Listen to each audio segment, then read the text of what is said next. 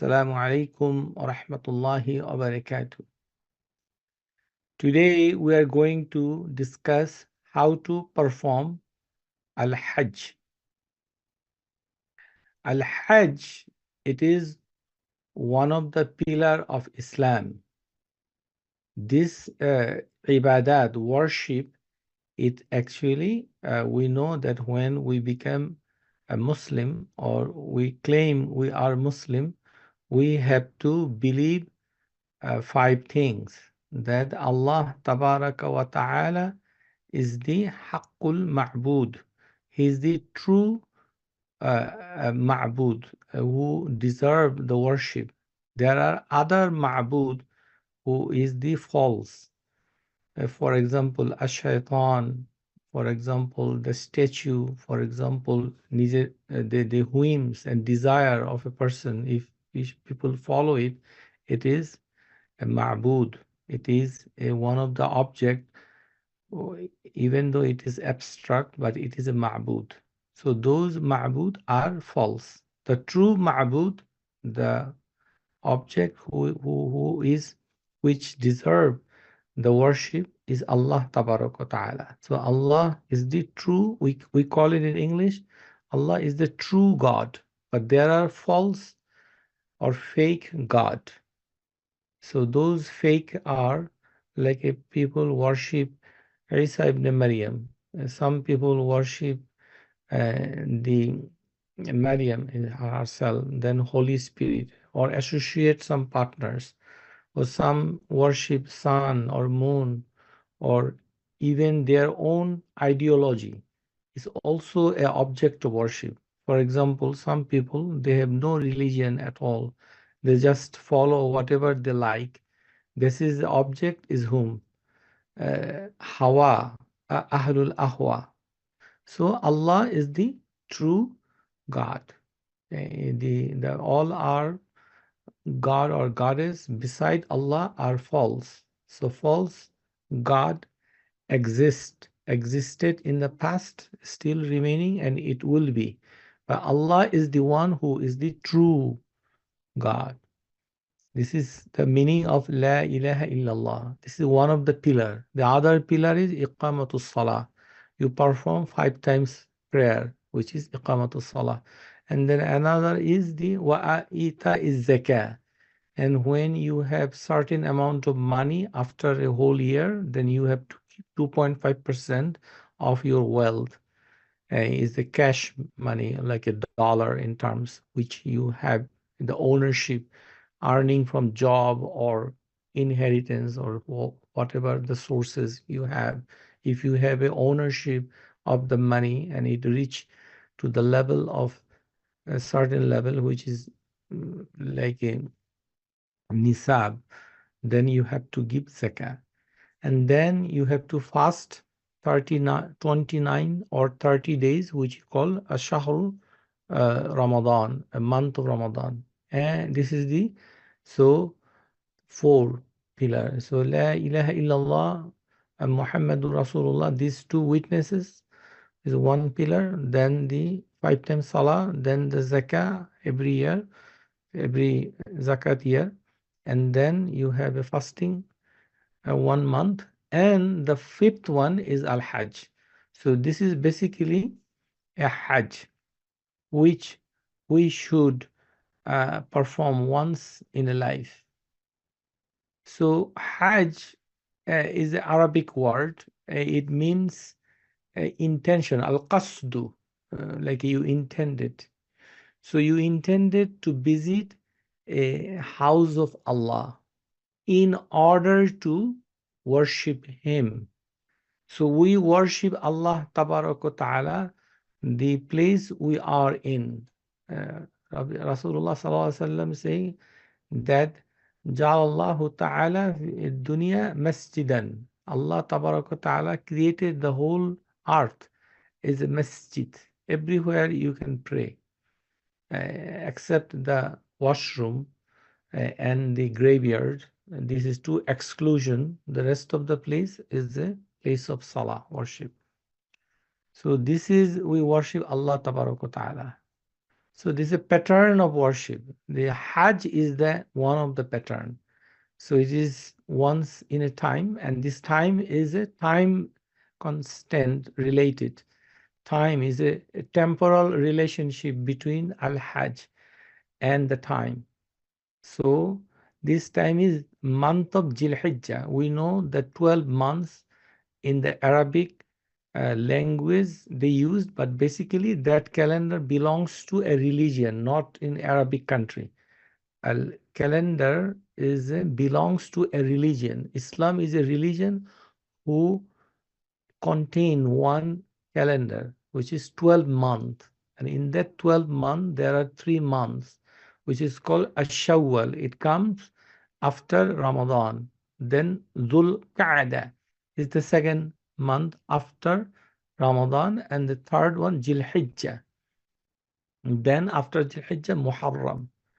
So this month is not belongs to Saudi Arabia or any Arab land. It belongs to religion. This 12th month, Allah Ta'ala created the world and the heavens. The Arba'ata Ashhur, Yawma khalaqa samawati wal ard. When Allah created the heaven and the earth, a long time ago, Allah created 12 months. This is specifically narrated in a verse of the Al-Quran.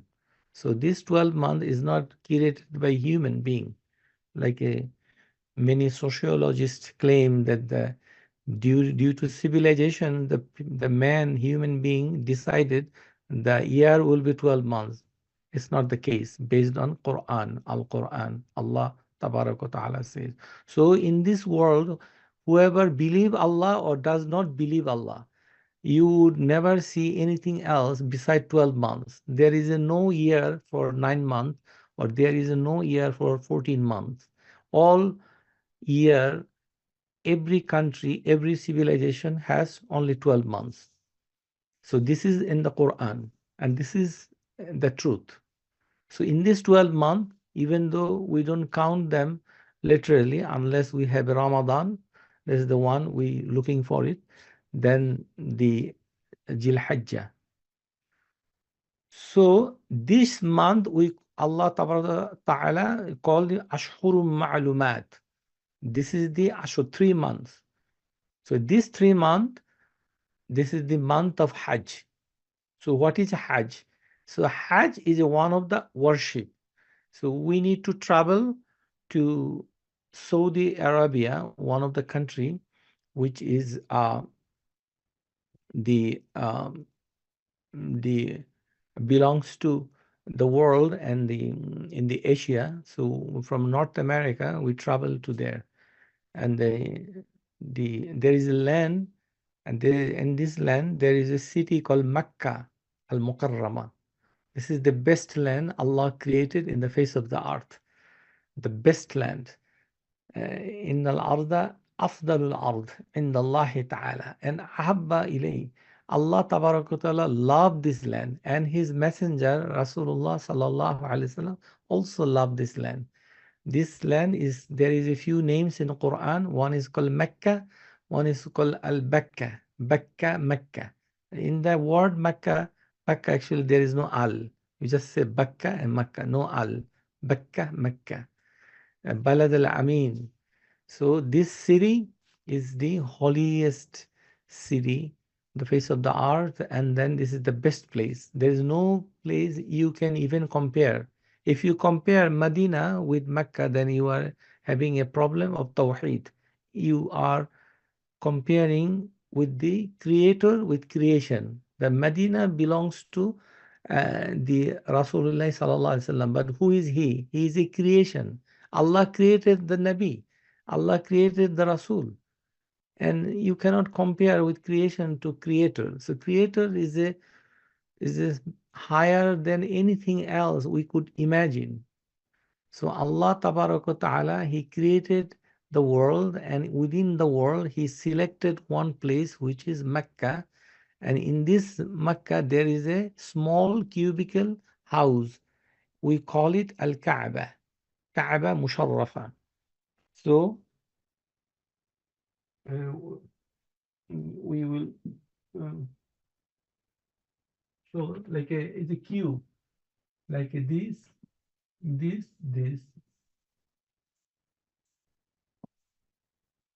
and there is a little bit a door in this side, and this is situated. Okay, so this is called Mecca. MKK. It is not a Mecca. Don't say means this is incorrect. It's Makkah, Mecca, Mecca. So we have to go to the Mecca, and in this Mecca, this is the house. This house is called Kaaba Musharrafa, the honored sacred house. Allah Tabaraka Ta'ala described this house as a Baytiya in the Quran. He said, this is my house. Does Allah live in the house? No. Where is Allah? Allah Tabaraka wa Ta'ala is above his throne, not in the throne, but he is above. Why? Because Allah Tabaraka wa Ta'ala is not dependent to his creation. Whatever he created to express his might. Like he created a biggest thing in his creation, his throne, the biggest one is Azim. Yeah, so Al Arshul Azim, the throne, magnificent. In above the throne, he does not need his throne, but he created to show his majesty. Similarly, Allah Ta'ala honored certain objects. So this house is called Baitullahil Haram. Why we say haram? Because certain thing which is halal in outside, it is haram inside. For example, you cannot intimate with your wife in this masjid.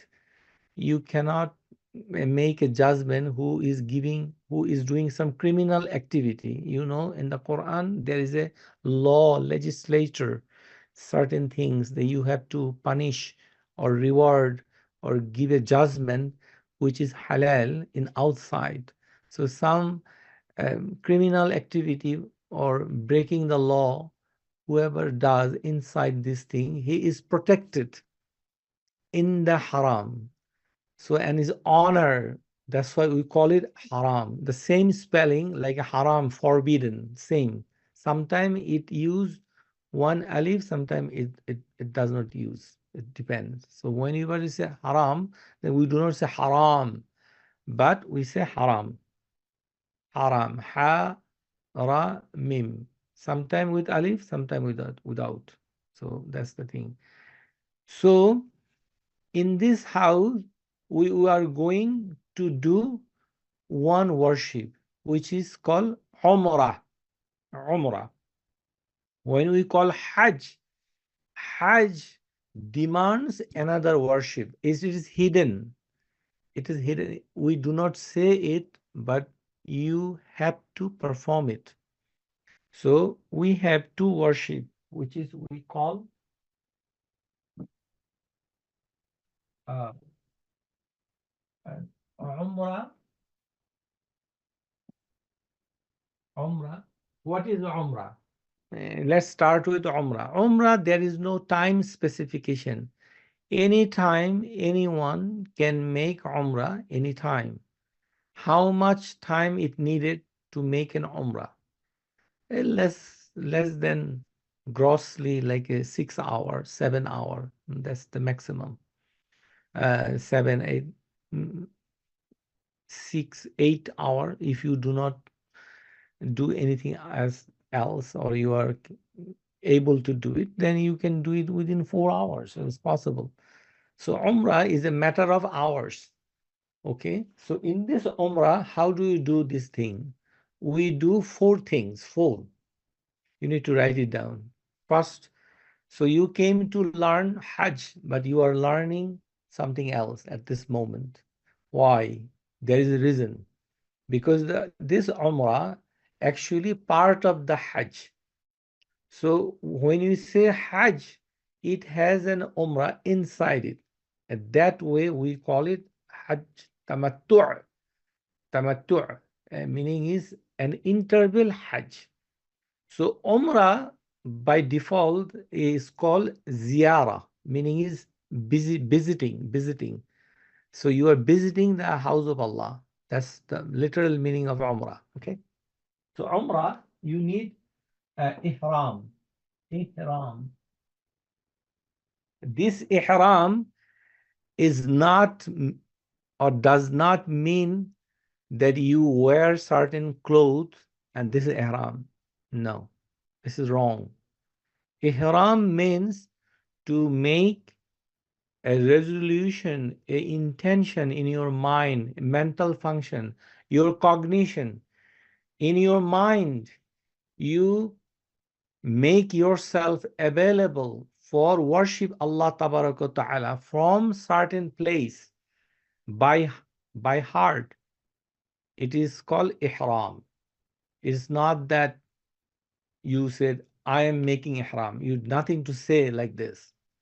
So ihram is a niyyah, intention. It is a mental function. It is not a function of articulation. I give an example. When we make salah in the masjid or in privately, when you say Allahu Akbar, this is called takbir, saying, articulating two word, Allahu Akbaru. This two word in a construction, when you pronounce by mouth, we call it takbir. So this is a takbir. What we call is called takbiratul ihram. Which is called takbiratul ihram. Now, after takbiratul ihram, what you do in salah, in the prayer, you do not do anything else which is halal for you. What are the halal things you can do in the, you should not do, but you could do, but you could not, which is drinking, eating, chewing, talking, we cannot do when you pray. Correct? When you pray, you say Allahu Akbar. That takbir is called takbiratul ihram. What is the understanding of saying Allahu Akbar is a word kalima of takbir. But it is called takbiratul ihram. Why? Drinking, eating, and speaking to others, it is halal. But you make haram when you say Allahu Akbar. The same word ihram is used in the umrah. Okay, same. So when you are making intention in the ihram, you literally certain thing you could not do. What are the things you could not do? Those has a 8 or 9 list. You don't need to learn those things because you hardly can do it. Okay, only one thing you should be allowed for the men, they cannot wear shoes. Okay, is number one, and they cannot wear the pant or anything like a tank top or t-shirt, anything like a tau, whatever the man's arm, leg occupy, like a conventional dresses, you can't wear it. What you can do, you can wear a wrapping. You wear two pieces of cloth, one is on the top, one is the bottom. Okay, the bottom part is the like a bottom part. So you can put a belt around your waist to fix that piece of cloth, and then another one you just put it on the top. This is for the man, and you have to put a sandal, for example, sandal like this, because it is a sandal, has no heel covering of the heel, nothing. So it's only uncover the heel or ankle and the front part, but it covers the middle. It's fine. It is in the haram. The another type of is this, the sandal like this. So you have a empty, and in the front is bare, the fingers and the toes. So you understand this thing.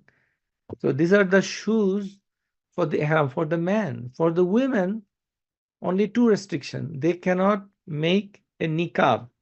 Like women cannot Niqab meaning is a like a mask like. You cannot keep and tie on the back of the head, and then the gloves. You should not. But those you can wear the female other time, but in the ihram they cannot do it. And the another particular is perfume. That's sometimes people do. But before ihram, you are allowed to make the perfume in the body, not in the cloth. And this perfume is a sunnah. But during ihram, you cannot. So before ihram, you spray perfume, whatever you perfume. It's not necessarily that you need a attar, which is traditional Muslim perfume, but you can perfume any perfume you want. Alhamdulillah Rabbil Alameen. So that's allowed. Only thing is the smell should be very pleasant. Okay, it should not be smelling something else. So then you perfumed. The women can perfume, but there should not be a fragrance out of their body. Like other people understand, oh, she put this perfume, then it's not halal, it's haram. So their perfume is very restricted without any smell coming outside. So they should not do it. But they can use powder or some other talc, which is very less intense. Uh, but the some of the smear underneath of the armpit or side, they can put it some antiperspirant and other things. And so that's the thing restriction. So those are the dress restriction. The dress restriction is not a stitch cloth. It is not. This is wrong. It is not the issue of stitch or unstitch. It is the cloth which resembles the body part, like a this thing cannot be. This thing cannot be. So this is so if I want to make ihram with this cloth, what I should do? I should take it off and then I put it under the my shoulder, and then it is ihram. When I have a pants, I have to take it off and put around my waist. So anything wrapping your body, top or bottom, it is allowed. Any clothes. White color is preferable, but if not, any color. But usually people wear white color. So this is the ihram cloth. Wearing a ihram cloth does not mean that you are in ihram. Does not mean that you have to say labbaik Allahumma labbaik. Is nothing. It is actually a one of the requirement. Like in the salah, if you want to make salah, you have to cover your shoulder.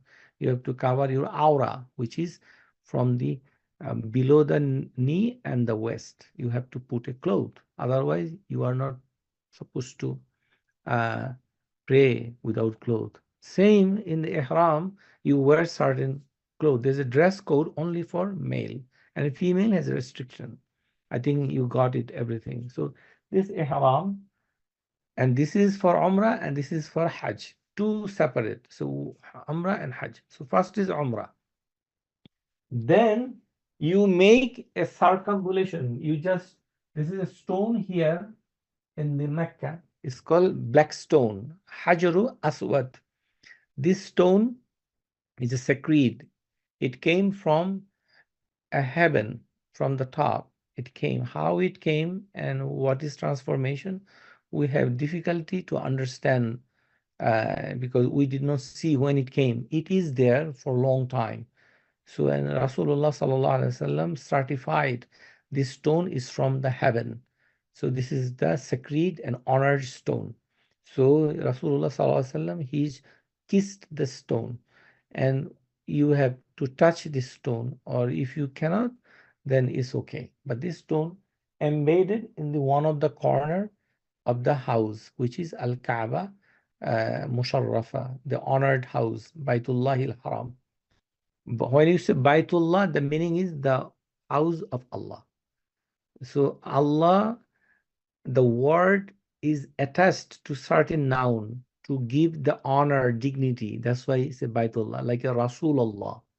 The Rasul is a human, but Allah put his name beside his name, Rasulullah. So Allah's messenger, Baitullah, like a Naqat Allah, the camel of Allah, something like this. So if Allah Ta'ala Abdullah, so Abd meaning is slave, but when you put Allah, that's the best name people can keep for a human being. Abdullah, like a female, is a female slave, is amatu, ama, amatullah. So Allah word is attached to amatu, female slave. Abdullah, male slave. So that's the dignity. So it's Baitullah. So tawaf is the one of the physical activities starting from the stone, and then anti-clockwise you go and circumambulate the house 7 times. 1, 2, 3, 7. This is called tawaf. Tawaf. Tawaf. We started from the stone. So usually we cannot touch the stone because of izdiham, crowded. In this house, if you go and you will see a lot of people are roaming around. Why? Because Allah Ta'ala said that awalam yaraw anna ja'alna haraman aminan wa yutakhattafu nasu min hawlihim. Don't you see that this place, Al-Haram, Allah protected? وَمَنْ دَخَلَهُ كَانَ آمِنًا. Whoever enter into this area, not only house but other area, they are protected. So you cannot punch or you cannot elbowing to anyone, pushing this, you cannot. You can force a little bit, but with reasonable force, not a very violent. So everybody is pushing, and you will push accordingly, but not excessively. That's not that I'm not going to push anything. No, no, no. You have to push at some extent to make your way to make tawaf. But Allah says, يُتَخَطَّفُ النَّاسُ بِحَوْلِهِمْ. Because in this area, the people are always snatched away because this thing is coming from somewhere. So when Allah Ta'ala is ordain us 5 times salah, what the muaddin does in the masjid, they say, Hayya ala salah. Who is calling? Muaddin, the caller. He say, come for salah. What we do? We go to the masjid or we pray at home or whatever. So this adhan is done by muaddin. So adhan for Hajj is done by Ibrahim alayhi salam. وَأَذِّن فِي النَّاسِ بِالْحَجِّ يَأْتُوكَ رِجَالًا.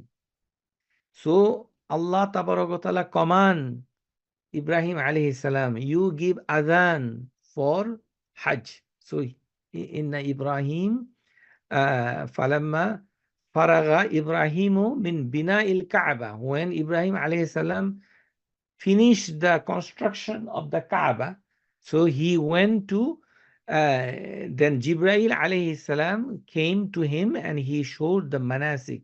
Then فَقَامَ إِبْرَاهِيمُ عَلَى الْمَقَامِ. He stood up in his place.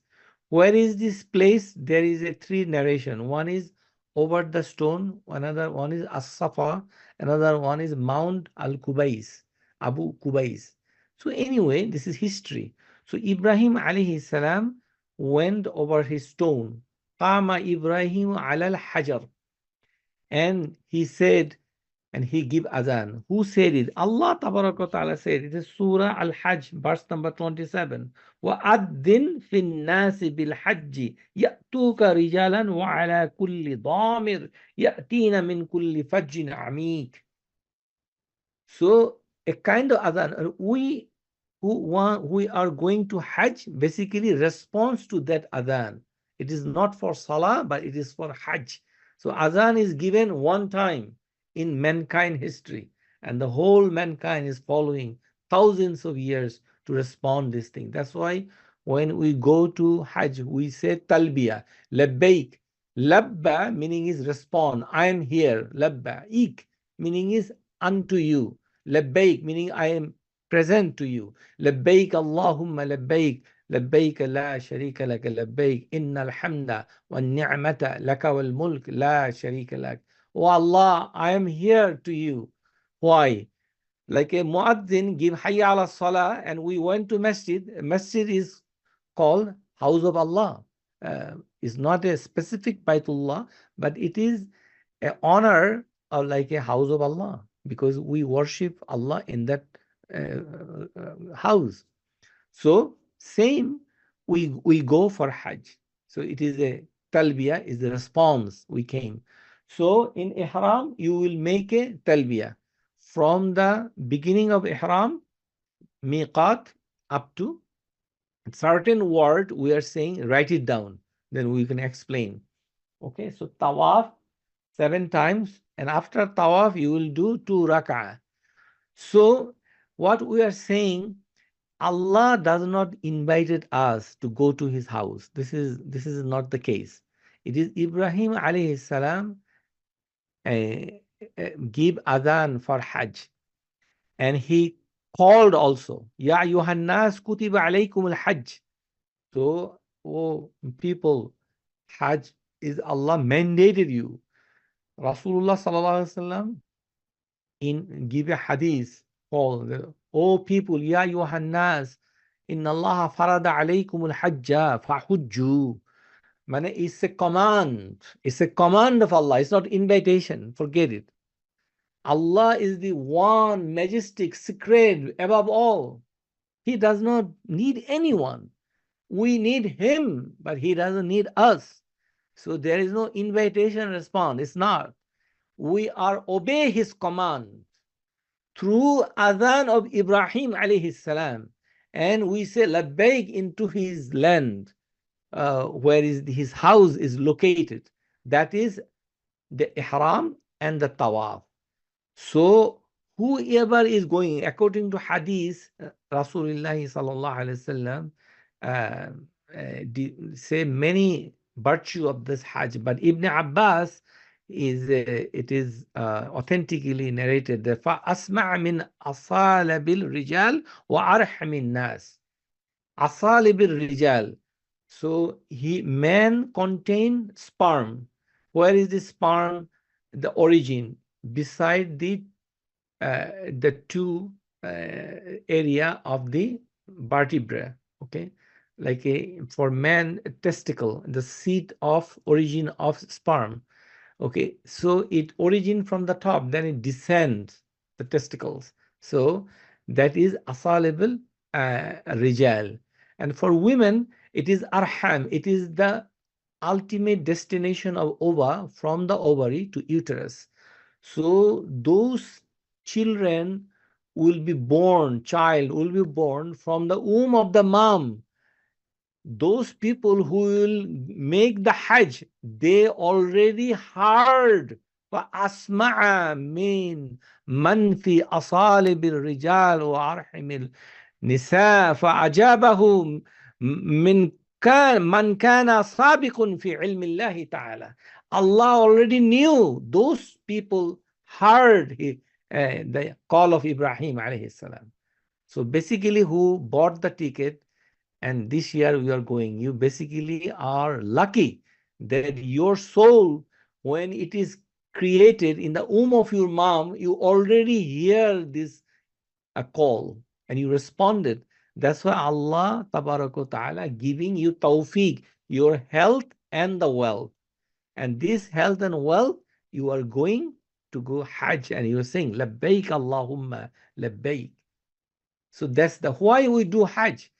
Number one is tahaqqiqul tawheedillahi ta'ala. Allah is the only one object to be worshipped. There is nothing, no association or partnership or any beside him. There is no authority who deserve our worship. That's why Al-Madinah, even though is very sacred, that masjid was built by Rasulullah sallallahu alaihi wasallam. This city of Medina also sacred, but nothing with the Medina for Hajj and Umrah. No Medina. Medina is not a part of Umrah, is not part of Hajj. Why? Because Tawheedillahi Ta'ala. What is Tawheed? To have cognition that Allah is the only one true being beside all false who claim that to be worshipped. Allah is the true object of worship, Ma'bud al-Haq. And that you separated and having a cognizant of this existence. And deny other thing. You need to understand. If you do Hajj and you do not understand Tawheed, then Hajj will not do nothing. Your concept must be clear before you go for Hajj. So this is one. Some number two is إظهار الافتقار إلى الله تعالى. So you demonstrate that you are a destitute, you are a beggar, you panhandle to Allah tabaraka ta'ala. Allah is ghani wa antum fuqara. Fakir, you are destitute. You go, Allah, give me. Allah will give you. Allah is the rich. We are the poor not in terms of dunya.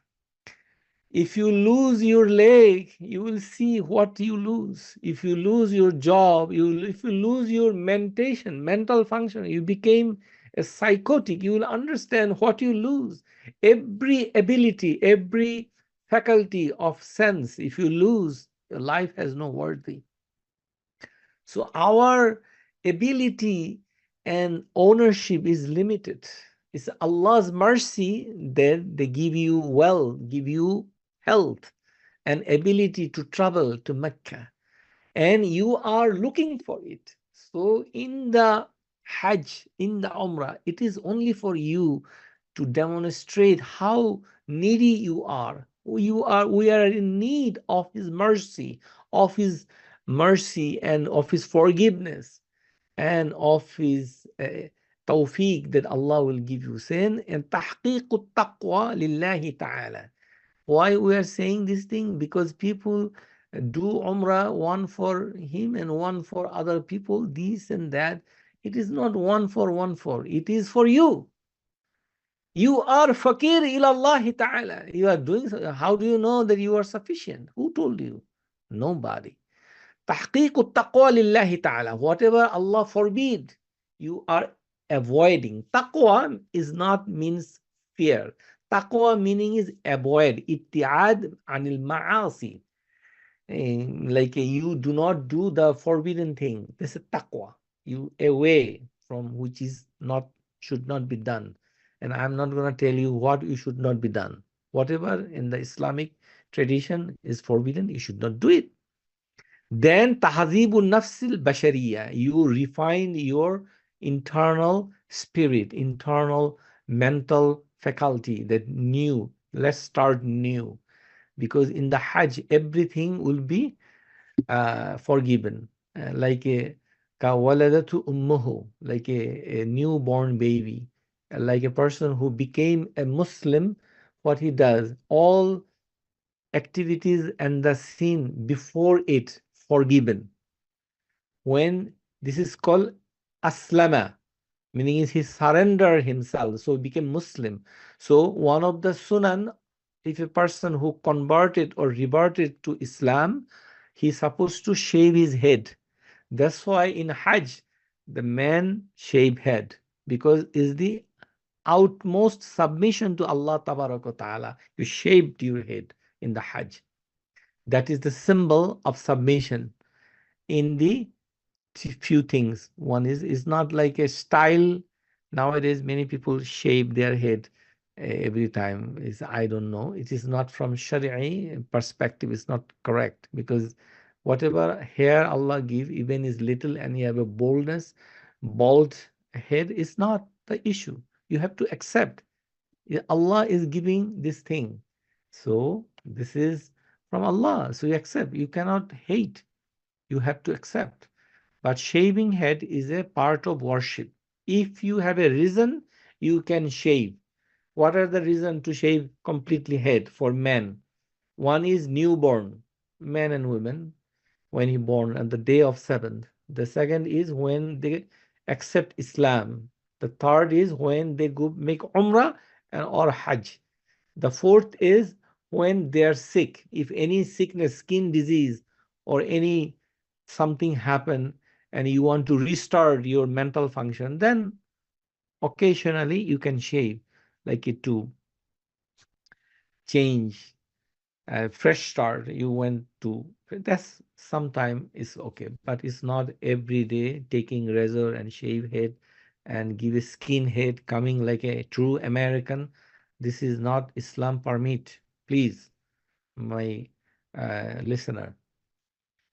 So that's the one. So what we understand that the tawaf is one of the activities 7 times. After tawaf, there is a 2 rakah salah. This salah, before you do, you have to say, وَإِتَّخَذُوا مِن مَقَامِ إِبْرَاهِيمَ مُصَلَّى.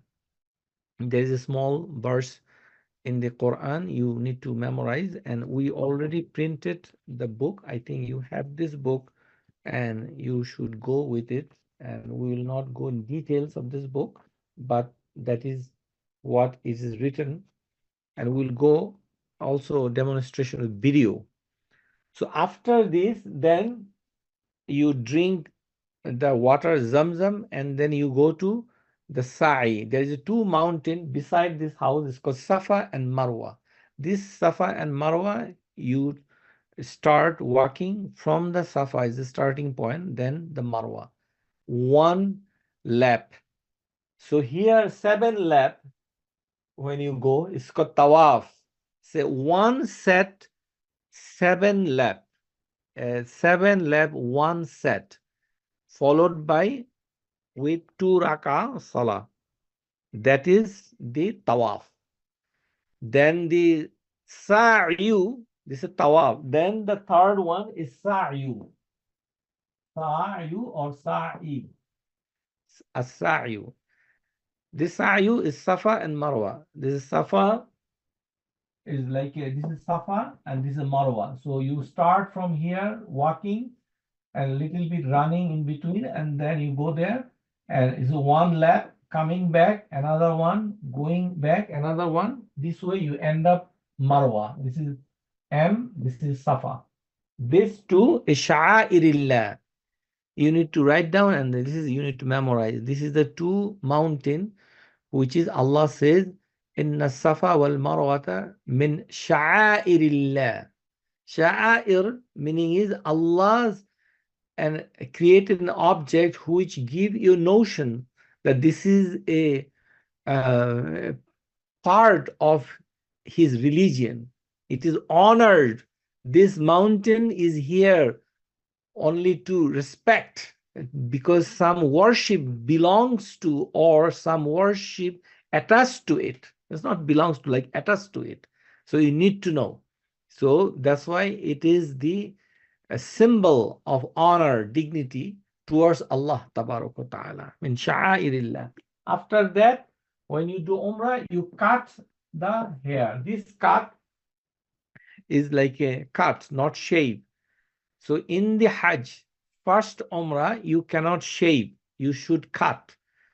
For the female, you cut only 1 inches, like from the fingertip, the first middle knuckle, you just take an inch in the ponytail for the female, and then you are doing this thing, and then you will be fine for the what is called the cutting hair. So female, no shave. Female cannot shave. You know that, okay? Even he is taking some chemotherapy, the female cannot shave. Female can shave only 1 time in their life, which is after birth, 7th day of since his birth. 7th day after his birth, the female can shave. There is no other place you cannot shave her head anytime on her lifetime, regardless of his problem, unless there is a medical need, then otherwise not. So that's the point. So ihram, tawaf, sa'i, cut. This thing, ihram, it takes few minutes. Then tawaf, it takes 1 hour and a half. And then sa'i, it takes maybe 2 hours. And then cut, maybe how many times? Like 20 minutes or 30. Then within 6 hours, you do, and you are done. So you have it. So you done this Umrah. So then You are taking a break. So you have a Umrah, then you have a break. This break followed by Hajj. Hajj. This equal to Hajj. So Umrah and Hajj equal to Hajj. That's the equation. We're telling Hajj, but basically an Umrah at the beginning, and there is an interval. This interval is called tamattu'. Tamattu' meaning is no restriction. You can stay in hotel, you can wear whatever you want, you can perfume, you can intimate with your wife, whatever you like. Everything is halal for you. That then you take your energy, nutrition, and vibe, then you are ready to go for Hajj. So when we go to Hajj, so it has an one Umrah at the beginning, this embedded part of Hajj. That type of Hajj is called Hajj Tamattu'. And we had to do it. There is no alternative from North America and Europe and Australia and Bangladesh. Why? There is a reason. Because these people who want to make other type of Hajj is, for example, Qiran. For example, I'm not saying you should do it because Nabi Sallallahu Alaihi Wasallam commanded to do only one type of Hajj, regardless where are he or performer, even in Mecca or Medina or Saudi or Europe, regardless, which is tamattu'. That's his command. This is not a choice. You have to. Quran, technically, if somebody does, they could. But the problem is in the miqat. What is miqat? Miqat meaning is a boundary line, a certain geographical boundary, like a Mecca, and then there is a some miles post. So there is a mile post sign. That boundary, if you cross by air, by land, by water, then you have to bring your animal to slaughter. So it is not possible to bring animal in the aeroplane. It is not possible to bring animal in the train or in a taxi in miqat. Therefore, you cannot do Quran. Understand? And the other thing is when you go, we have to do Umrah. So you cannot do other type of Hajj, which is called Ifrad. So do not deal with this thing, maybe written in a book. Don't focus on it. Focus on Tamattu, what we are discussing at this time. So we have a Umrah, then we have a Hajj. Now, when we go to Hajj, you need to remember certain date. Now we are coming a date and name of the place. It's very important. Date is 8 Dhul-Hijjah. Then you got 9. Then you got 10. Then you got 11. You got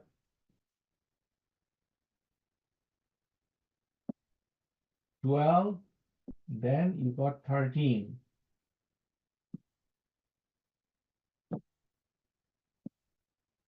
So what are the date? 8, 9, 10, 11, 12, 13. What are the name of this date? This is called Yawm Tarbiya. Tarbiya. Tarbiya. Meaning is nurturing. In the old days, the people from Mecca, they used to bring water to feed the animal, the food, and nurturing, because those animals will be slaughtered on behalf of the Hujjaz. So that's why Yawm Tarbiyah. And people come for Mina, taking rest, eating, sleeping, ready for Hajj. That's why this number 8 is called Yawm Tarbiyah. This 9 is Yawm al Arafah. Yawm al Arafah. I am sorry extremely.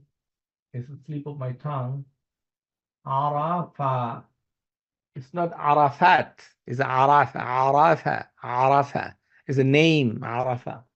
So 9, Yawm al-Arafah. Then 10 is Yawm al-Nahar.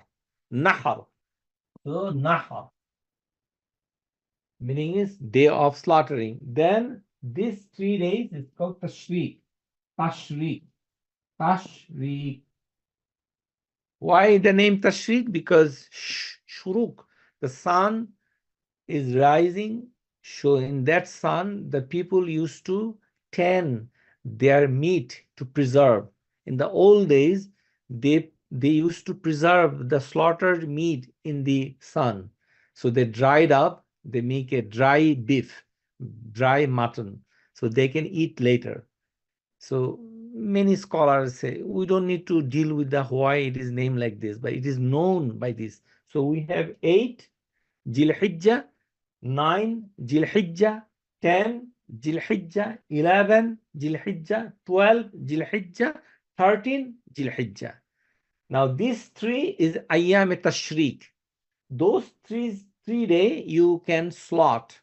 Also number 10 slaughter. So total day of slaughtering is 4. And 1 is Arafah and 1 is Mina. Now we have to learn the 5 places. One is Kaaba, which is in the proper Makkah. Then you have a Mina. Then you have a Arafah, and then you have a Muzdalifah.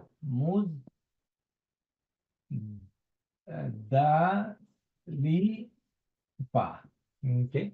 So you got 4 places. Kaaba, which is Makkah proper, then the Mina, then Arafah, then Muzdalifah. Write it down. Those are the 4. 1, 2, 3, 4. Very simple. Now, so 8, 9, 10, 11, 12, 13. That's the dates. That should be understood. This is fixed. Nobody can change. Fixed. The place is fixed. And particular time, particular place. This is Hajj. But you need an extra Umrah beginning of the Hajj. Then when 8, what is happening in the 8? In the morning. In the morning. For example, you went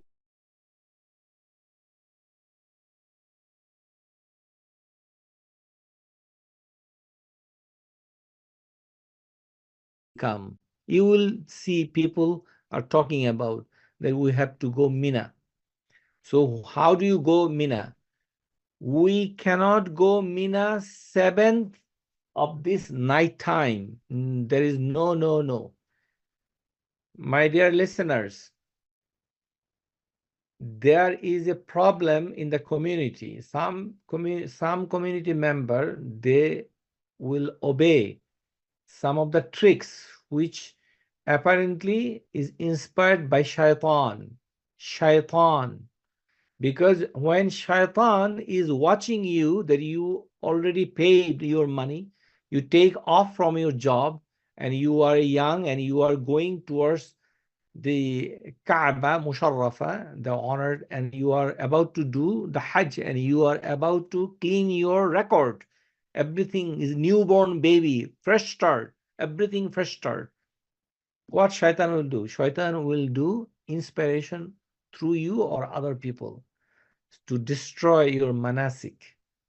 So there will be 2 notions. One is car is not available. Another one is very crowded.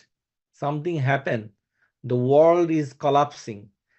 My dear friends, nothing will happen because the 3 types of people, the country belongs to Bangladesh, Pakistan, India.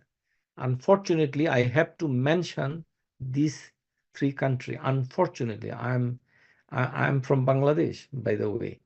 I'm not happy what my people does in the Mecca. So they will inspire you, let's go buy a car in night time.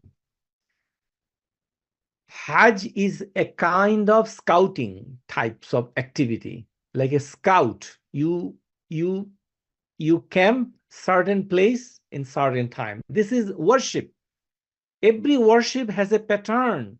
Like when there is a solar eclipse, like a Salatul Kusuf. I don't know you guys did it, but in Texas, we did it in the last month, I believe, that we have a 2 rak'ah salah for when there is a sun solar eclipse. In that salah, we have a two ruku', one rak'ah, two ruku'. Like 2 times we make Suratul Fatiha, 2 times in one rak'ah, two ruku', two sizda. Second rak'ah, two ruku', two sizda. Why it is that? It is mashru'. This is from Sharia Allah Tabarak wa Ta'ala. We have no choice. So here timing is precious. I understand that 8 morning there will be a crowd, there will be a lot of demand. You may not get the car, you may not get these, you may not get that. That's not the excuse. That's not the excuse at all. At all. You have to follow the rules set by Rasulullah sallallahu alaihi wasallam that he commanded, and all the companion what they did. So everybody will go from their hotel, wherever they, in the hotel or any other place, in the Ahlul Mecca, the people of Mecca. Even we are going from America, but we will be treated as people of Mecca. When? In terms of Hajj, not in terms of Umrah. When we are coming for Umrah, we are outsiders. Ahlul Afaq. It's called Ahlul Afaq. This fancy name, you don't need to memorize those things. Just understand the fact. So what I'm telling you, that in 8th Jil-Hijjah, in the morning after Salatul Fajr, you take shower, perfume in your body, then you face the Qibla. Okay? Then you may say, Labbaika Allahumma Hajjan. And in Umrah, Labbaika Allahumma Umratan. That's the way you should say after you make intention. And then you start dua and other things, and then talbiyah. Then you started talbiyah, labbaik Allahumma labbaik, and you take a taxi or transportation. Even they say they will not be, but that's not true. You will get it. In Mecca, you will get it. This is I'm guarantee you, because you are not only one. The millions of people, they make Hajj. Only bad thing is done by our people, not other people. I'm sorry to say this. I have no shame to, you know that I am a very critical of my people, because if anyone violate the hukum of Allah, the command of Allah, I am not happy. Islam does not belong to any country. It is not a national interest. There is no clan, there is no race, there is no country affiliation to Islam. Islam belongs to mankind. Inni Rasulillahi ilaykum jami'an. This prophet does not belong to Saudi Arabia. This prophet of Allah belongs to mankind. When he commands, it goes uniform, regardless of your ethnicity, color, madhab, whatever you believe. It's uniform, unfortunately. Okay. So morning time, if you have an issue, you just wake up, try, you have a time. Or you can walk a little bit, 1 block, you will get taxi. You will get something, inshallah, no problem. If not, then walk, because you don't need to carry a lot of things. Why? In the Mina, you have a pillow, you have a bed cover, bed sheet, utensil, food, everything is there. They will provide you. So you don't need to carry anything. You just carry a small backpack. Small backpack is enough. Cell phone, charger, those kind of things. So it's very simple. Then you come in the morning, and you come, then you will see, you reach the Mina at Zuhr time. Then you make the Zuhr and Asr Salah short, like a 4 rak'ah will be 2 rak'ah. Mina and Mecca, and Asr Zuhr, and you don't need to make any Sunnah. You don't need to, because nobody should do only Zuhr Asr and relax. But you should mention Talbiyah. Labbaik Allahumma labbaik, labbaik la sharika laka labbaik, innal hamda wan ni'mata laka wal mulk la sharika lak. Because that's the Talbiyah you are showing, that one of the feeling that when you make Talbiyah, the stone The tree make talbiyah, recite talbiyah along with you. That will be witness in Yawm al-Qiyamah. And they are reciting beside you. That's why you should be out loud. It's not be hidden. Like this. Labbaik Allahumma labbaik, labbaik la sharika lak. Who are you? Who you are? I'm sorry. That's the community doing. That's our community. It's a gentleman. There is no tasbih in the place of talbiyah. It's not subhanallah, alhamdulillah. لبيك اللهم لبيك لبيك لا شريك لك لبيك إن الحمد والنعمة لك والملك لا شريك لك. That's the main women alike, everybody. That's because you are responding to call of Ibrahim alayhi salam. In technically to call of Allah. But this is a response. That's why we call you the people Dayufur Rahman. You are the guest of Allah. You came to Allah's house. You shout. Your voice, your dignity belongs to Allah Tabaraka Ta'ala. Allah will honor you in this dunya and akhirah. What do you want? Don't belong to your community. Don't belong to your culture. Don't belong to nonsense these people are doing. I have experience in the train, in the airport. Nobody does. Everybody is chit chat, talking. This, my dear friends, nobody is nobody. In Akhirah, you will be alone. You will be with Allah by yourself. Nobody will be with you. This tarbiyatul ummah, this is the fil hajj تذكروا في الآخرة وقوف العباد بين يدي يوم القيامة. It is one of the purpose of Hajj that the way you will be stand in front of Allah in the Qiyamah as a practice. That's a rehearsal in this dunya. Whom do you look for? What is that? That's nonsense. That's absolutely nonsense. So loud, out loud. The female will not be that loud that other people will listen because their voice is very sweet or very delicate. So female will do the way they are talking the phone, normal articulation. Even people hear their voice, no problem. That's the practice of Aisha radiallahu ta'ala anha. When she was making talbiyah, other companion, they heard her talbiyah. So it's fine. For boys, loud all the time. How much? For the Umrah from the airport or before the airport, from the plane up to the hotel. And for the Hajj, when you start Talbiyah from 8, it will come to the 10th. And when you throwing a stone, this stone you are putting a jamarat. This is not shaitan. That's you will see there is a house like this empty. So in this house there is a structure like this, very strong, like a wall shaped.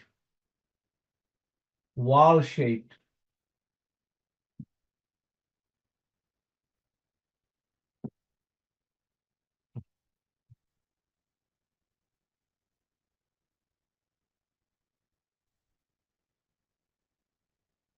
So this thing is not shaitan. Don't say it. It's not a shaitan.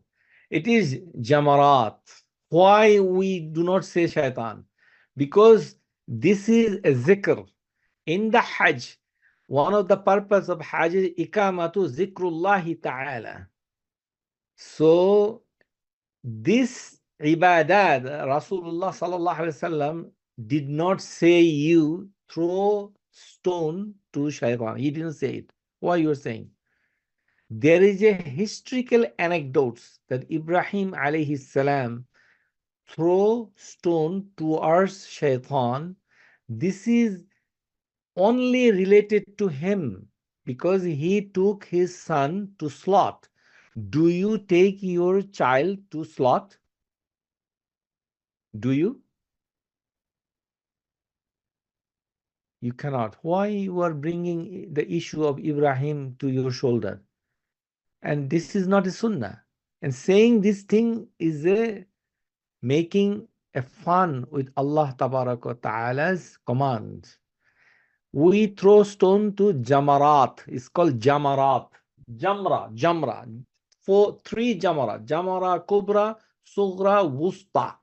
Middle jamara, bigger jamara, small jamara. Do not say shaitan. If you say shaitan, what you should say when you throw stone, like this is a stone you are throwing, you should say, A'udhu billahi minash shaitanur rajim. Do you say it? No. So you are not seeking refuge in the Allah from shaitan. What you did, you establish the zikrullahi ta'ala, iqamatu zikrullahi ta'ala. You say, throwing a stone, one, you say, Allahu Akbar. So you should have this type of bag. In the bag, you will put the stone. This stone you can carry from New York, no problem. A little stone, like your fingertip can hold it anywhere. Why? I reason. In the old days, stone was everywhere. Now the roads are carpeted and metal, and all the places are very clean. It's hard to find a stone. That's why I strongly recommend at least 7 stones for day of 10. You should have a reserve in your small bag at least, because later day you have enough time to pick up stone from the Mina. The place of stone picking is from Mina, not from Muzdalifah. No Muzdalifah. And also be careful, because this stone is dirt. If you take it from anywhere, then you blow the dirt, some of the dust can go inside your lungs through your nostril and you will be sick. Upper respiratory tract infection, and you have a fever, you are sick, you cannot perform anything. So the way the animal is brought in the haram Mina from outside, this animal did not or was not growing in the Mina. The animal is coming from Yemen and other places of Saudi Arabia or other countries. So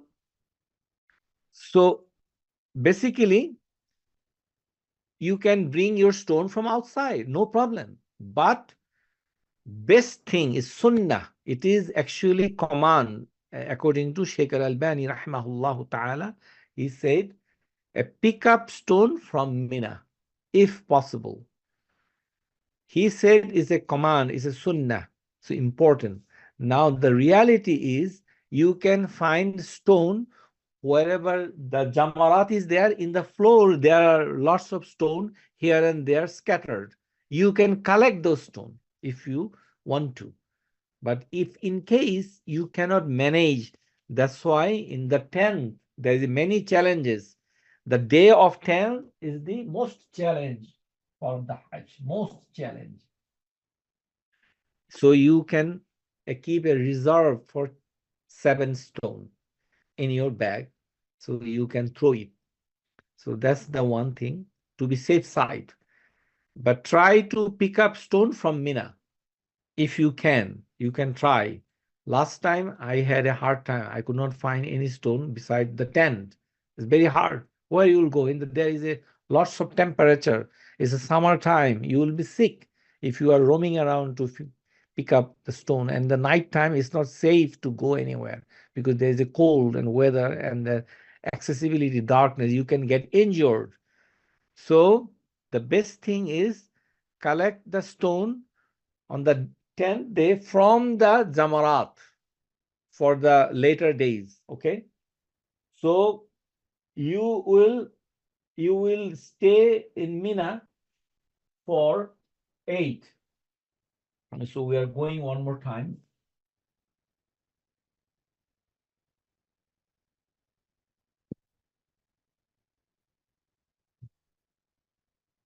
So we go Mina, then Arafah, then Muzdalifah.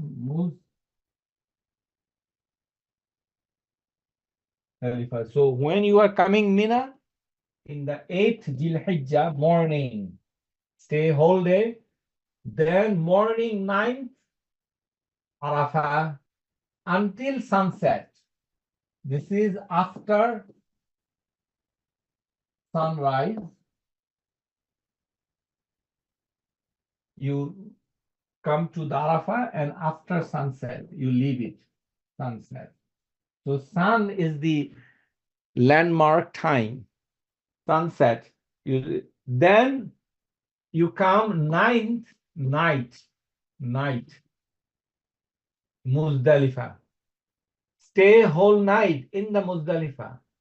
Then in the morning, you Muzdalifah, you go back Mina again. That will be 10th. Go back to Mina. In the Mina, there is a challenge. This is the 10th. So the most challenging part of the Hajj is 10th, because you have to do 5 things in the 10th.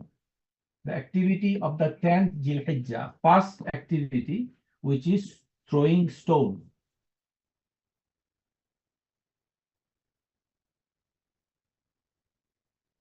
Then second activity is slaughtering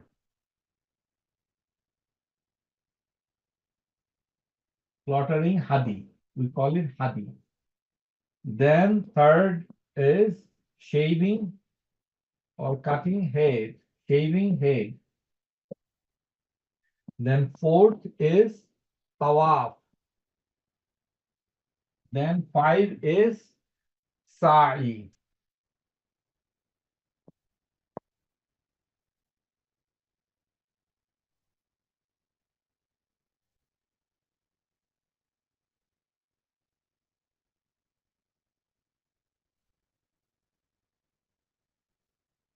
So this is the 10th. So this is very challenging. Why it is challenging? Challenging because of location, mobility. You have to walk 4-5 kilometers, and there is a crowd, there is a restriction, there is a detour. Like you see in the Hajj time, you see this is the one block, but you will be prevented. Go straight. You have to go this way, that way. So one small block, you need to go around maybe another additional 1 or 2 miles. Believe me. So it's very challenging. What we will do, we will throw stone in the one of the jamarat. After that, slaughtering will be performed by the company, agency. Your bank, your agency will slaughter the animal on behalf of you. So don't worry about the slaughtering animal, men and women, both.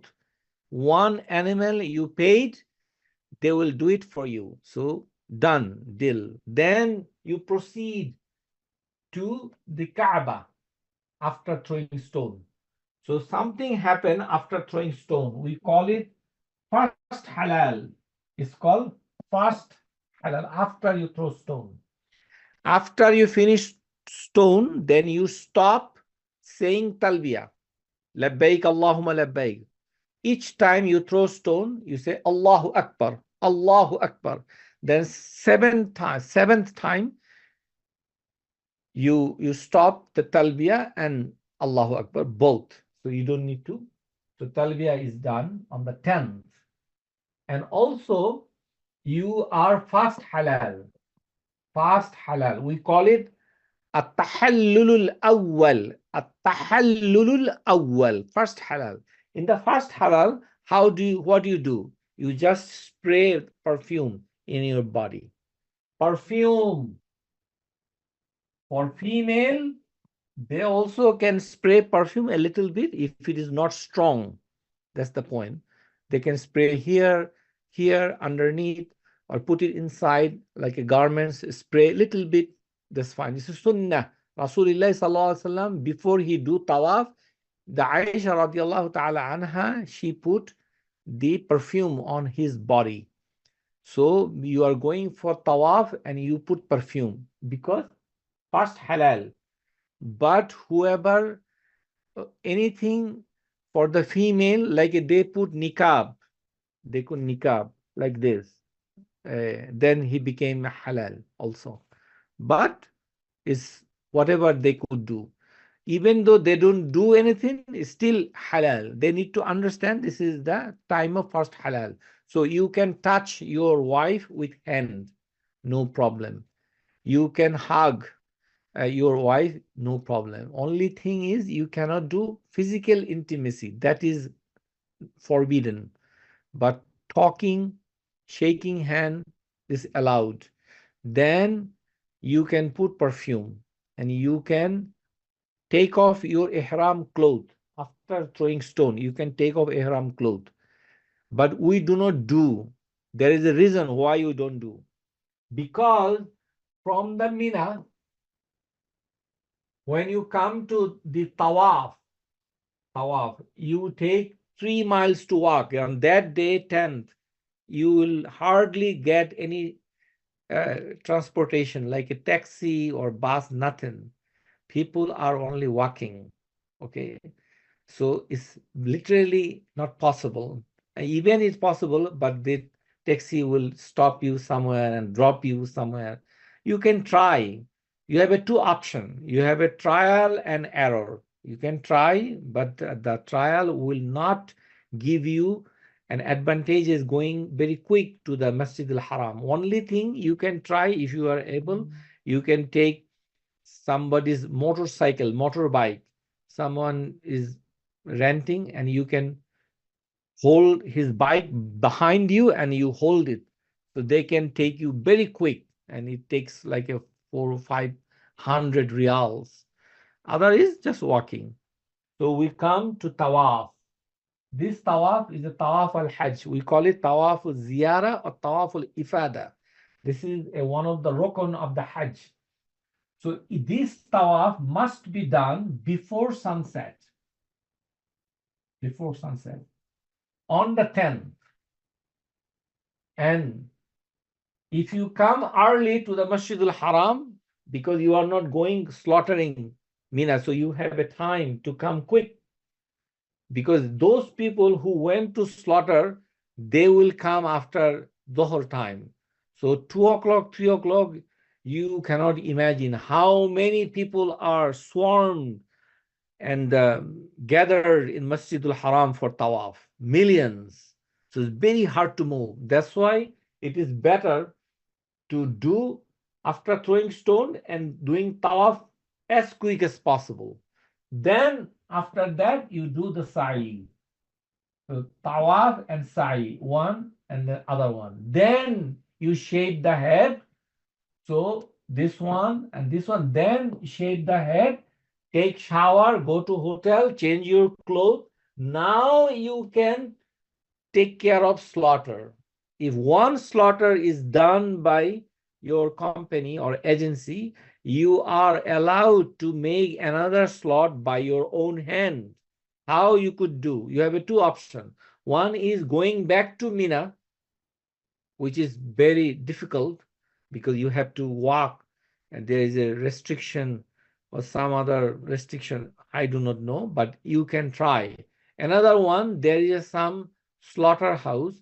You can buy a goat, a new market in the Mecca. You can go and slaughter in the market if they allow.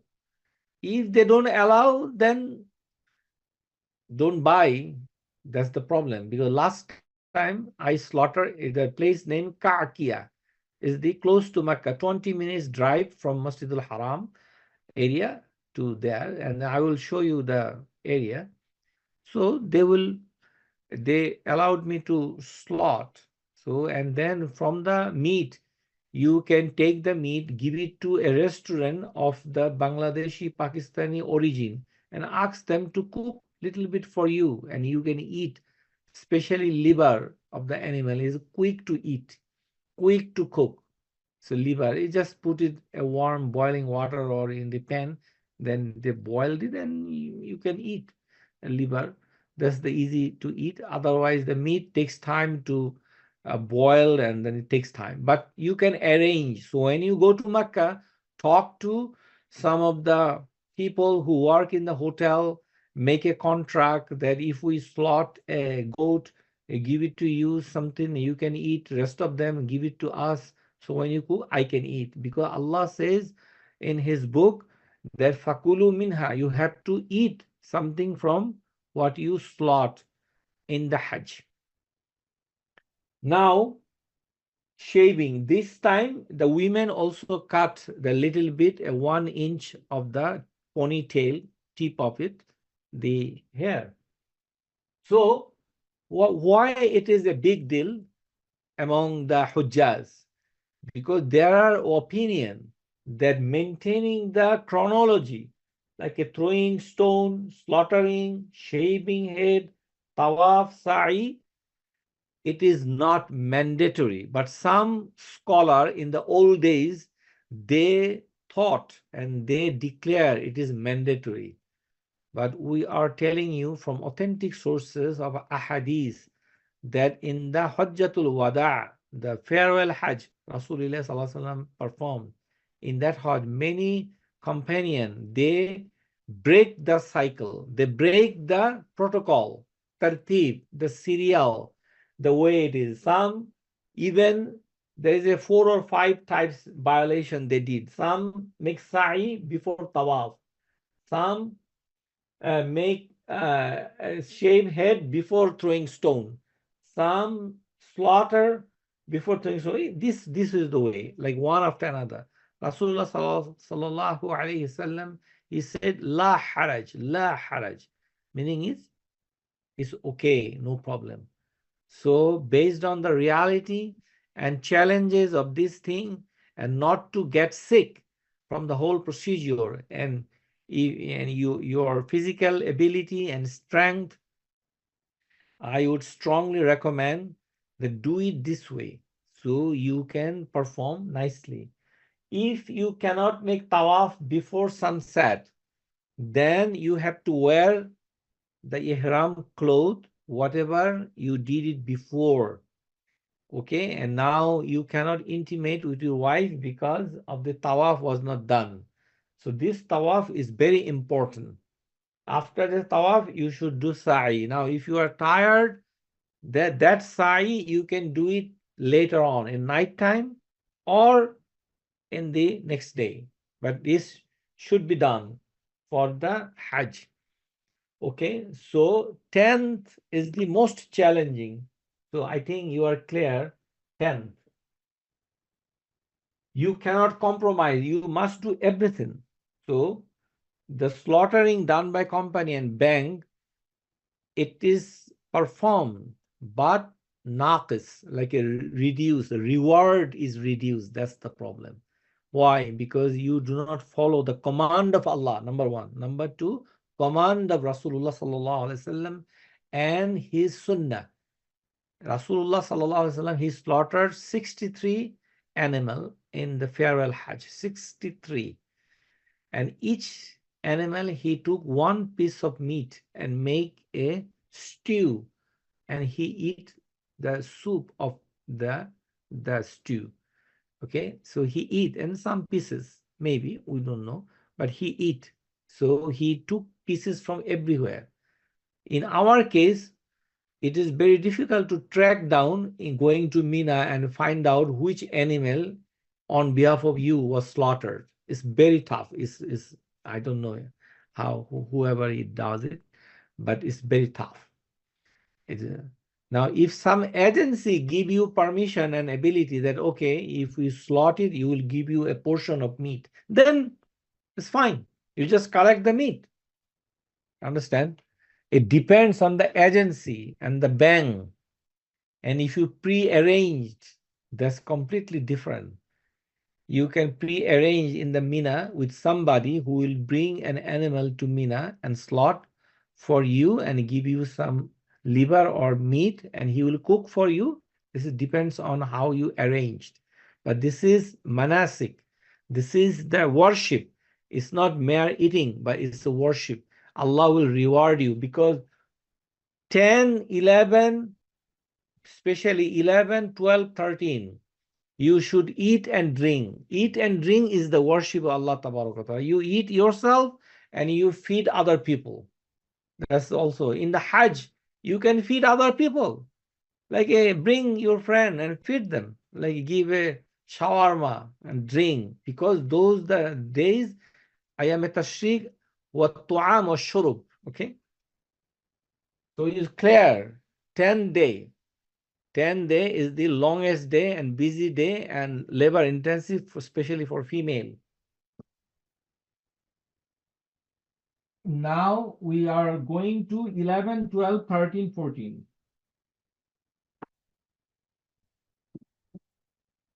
So 11 and 12, and you have a 13 in the day of Mina. You have to stay in Mina. You can go to Masjidul Haram to make salah, like for example, Salatul Zohar or Salatul Asr. You can, or you can give Salatul Maghrib, but you have to come to Mina before midnight. Before midnight. Even you make Salatul Isha in these days, 11, 12, 13. You have to return to Mina before midnight. You have to spend sitting down. This is manasik. So what happened? This 11 and 12, after the Zohar, the time when the sun is on the top of your head and is incline is called Jawal. Then in the time of Zohar, you have to throw stone. How many stone you need? 7 times 7 times 7. 21 stone. Each jamarat. It's the jamara sugra, jamara wusta, jamara kubra. 7 stone. This stone, this jamarat, when you throw stone, then after the salam, Allahu Akbar, Allahu Akbar, Allahu Akbar, Allahu Akbar, then you detach from the jamarat and go a little bit far from the jamarat and face to the qibla and raise your hand and make dua. So here you should make dua. After this, throw 7 stone, make dua. Then the big one, when you throw stone, there is no dua, just throwing stone. But this is the way. The second day, you do the same, 12.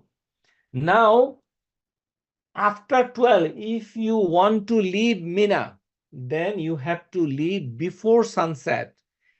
Before sunset of the 12 sunset. If you cannot leave sunset, then you have to stay in Mina another night for 13. But Allah Ta'ala encourage you. Rasulullah sallallahu alayhi wasallam telling you, command you to stay your best to stay in 13. So you have a 3 night, 11, 12, and the 13. So basically 4 nights, okay, in Mina. So in that day, you will throw stone. Then you are done. So this is the Ayyam Tashriq. Then you are done from the major wajibat. So, but if you stop here, it's still okay. Okay. فَمَنْ تَعَجَّلَ فِي يَوْمَيْنِ فَلَا إِثْمَ عَلَيْهِ وَمَنْ تَأَخَّرَ فَلَا إِثْمَ عَلَيْهِ. This is Allah Ta'ala giving an opportunity to make liman ittaqa. So Allah says those who will throw stone of 13, they have a more taqwa, more obeying power to demonstrate to Allah Ta'ala.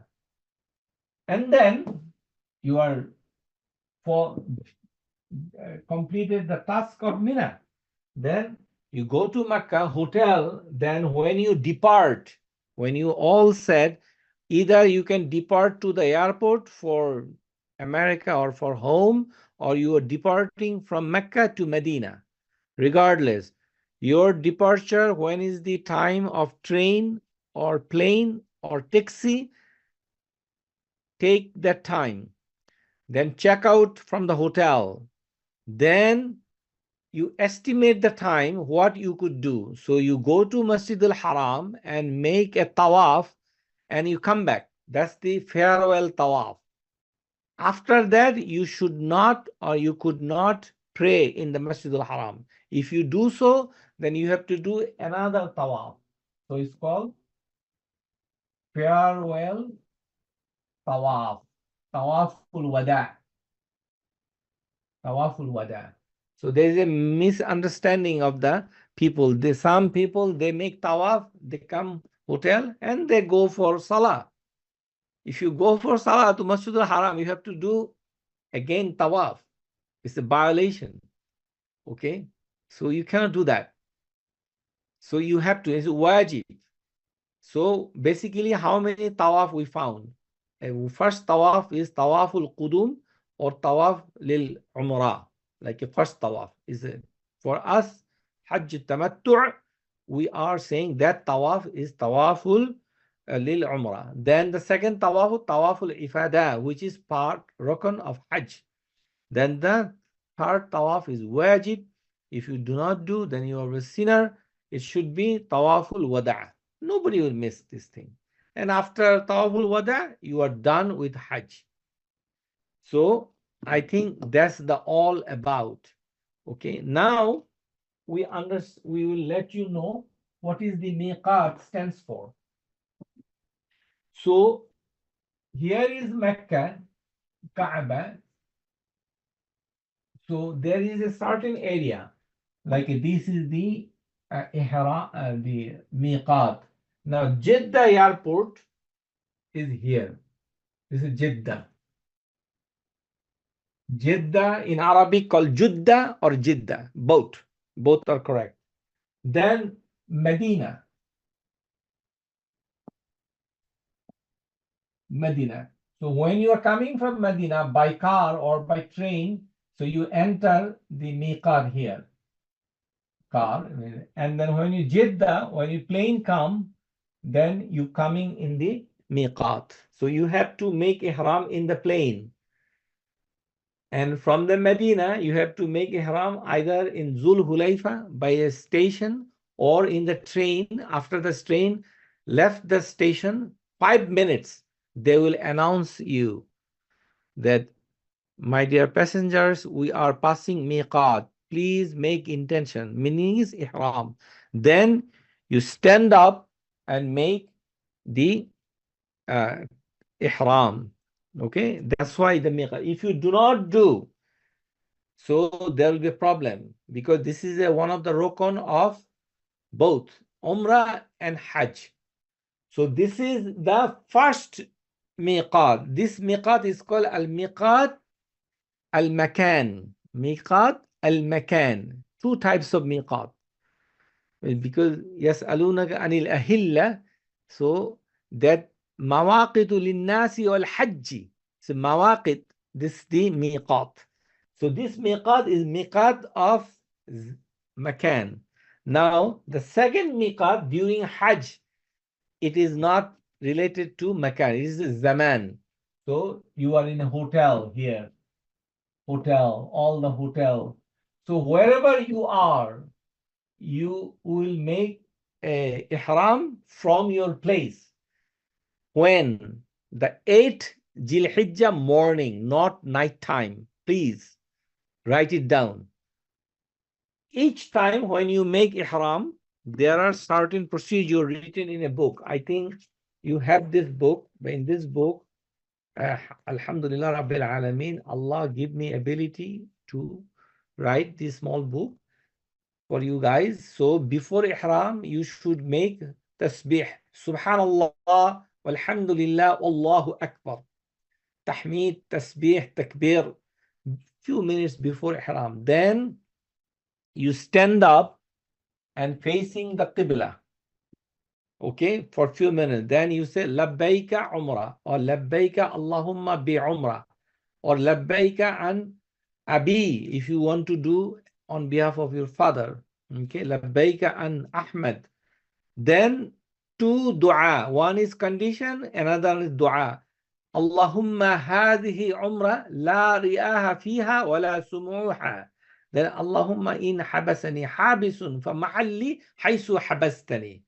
Or meaning is that, oh Allah, if you prevent me to perform this Umrah or Hajj, wherever I have a problem, that's my final. So Allah will not make you responsible because you put a condition. If you have a fear. If you don't have a fear, then you don't need to. It's very important for the young kids. If you are very strong and you think that you may not have a probability of heart attack or stroke or acute asthma attack or any kind of serious acute medical condition imminent or you anticipate, and you are okay, you are young, so you don't need to give Allahumma in habasani habisun fa mahalli haythu habastani or Allahumma mahalli haythu habastani. You don't need to. You just tawakkal to Allah. But people like me who is older, they cannot guarantee themselves anything happen, so they can do it. Then in the talbiyah, talbiyah meaning is responding, like a labbaik, meaning if you call ta'al, come here, then he say labbaik. Labba meaning is I'm here. Labbaika ila al-haq. لبيك ذا المعارج لبيك ذا الفواضل لبيك سعديك وخير بيديك لبيك ورغباء إليك والعمل. Those are the additional labbaik talbiya you can do, and whenever you go to Masjidul Haram first time, you don't need to make tahiyatul masjid. You should go forward and see the Kaaba al-Musharrafa, then you raise hand first time and you make one tour first time. Allahumma anta salam wa minka salam fahayyana rabbana bis salam. When you raise hand like this, but do not wipe your hand uh, with your palm of the hand to face. You don't need to, because this is not proven from authentic hadith. You just raise, then you left it. That's fine. You don't need to wipe your face. That's the very important. Then you started Bismillah one time and then Allahu Akbar. Then you know the dua we written in a book.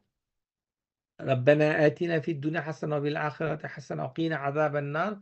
Then first ayah واتخذوا من مقام إبراهيم مصلى. If you know the whole ayah, that's fine.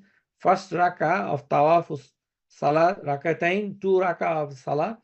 قل يا أيها الكافرون and قل هو الله أحد. So then in the Safa, you should say Inna Safa wal Marwata min sha'airillah one time. And nabda'u bima bada Allahu bihi. Then La ilaha illallah wallahu akbar. Then you start the zikr, which is a kind of dua. So this dua is dua ul ibadat. That's why we don't raise hand. Allahu Akbar, Allahu Akbar, Allahu Akbar. La ilaha illallah wahdahu la sharika la. Lahul mulku wa lahul hamdu yuhyi wa yumit. Wa huwa ala kulli shay'in qadir. La ilaha illallah wahdahu la sharika la. Anjaja wa'ada wa nasara abda wa hazama al-ahzaba wahda. After reciting, you can look it at your convenience. No problem if you are reciting from looking at the book. Then after that, you put the book inside the bag, okay, and you put it and raise hand. Raise hand. How do you raise hand? Like this. And you make dua, any dua, whatever. If you don't know the dua of Arabic, then you just say, Oh Allah, Ya Rahman, Ya Rahim, bi rahmatika astaghith. Allah, forgive me for my sin. Give me Jannah. I want to refuse from shaitan. I want to refuse from, I need children. I need wealth. I need the money. I need house. I need car. I want to get married. I want these, I want that, whatever you know, your akhirah, what dunya, anything you want, you can ask Allah. You ask salvation for your parents, for your teacher, for your brother, sister, whoever, kullu muslimin, and all of your complaint you can make. And then after that, you drop your hand and you say Allahu Akbar again. Anjaza wa'adahu nasara abdahu, in this way, 3 times without raising hand and 2 times raise hand. Then the Safa Marwa is done. So I think we are covered this thing, and this one is done. So what is the bottom line?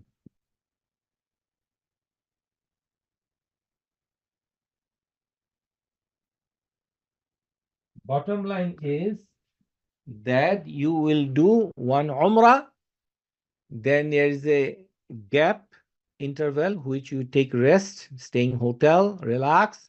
From 8th Hijjah, the scouting started from the place you are staying, from the hotel, going to Mina, staying Mina for whole day. Next day morning, you go to Arafah, stay for whole day, coming back to Muzdalifah, and then staying overnight in Muzdalifah, coming back to Mina morning. Then 10th will become, and then 10th day, 5 things should be done the way you are convenient or comfortable with, and then you return to Mina, and then you do 11, 12, 13. In the 13, before sunset, you are done. You come back to hotel. Then last thing is farewell tawaf, and you should be very cognizant about tawaf. Every tawaf you do, even though it is not a part of Umrah or Hajj, you can do a voluntary additional tawaf. But a tawaf is a set of 7 lap. So if you go to Masjidul Haram in the upper floor where they allow you to go, it is very huge. So it will take. So you need to exercise, jogging every day, especially the female, good quality shoes. They need to wear comfortable. They should walk at least 2 miles per day before you depart for the Hajj, for the physical fitness, important. So otherwise, you cannot walk. You need a saline, you need other things and physical fitness. I think that thing is clear. So we are not discussing anything for the Medina. Now, tawaf, ideally and preferably, and some of the scholar mandatory, you need to maintain is wudu.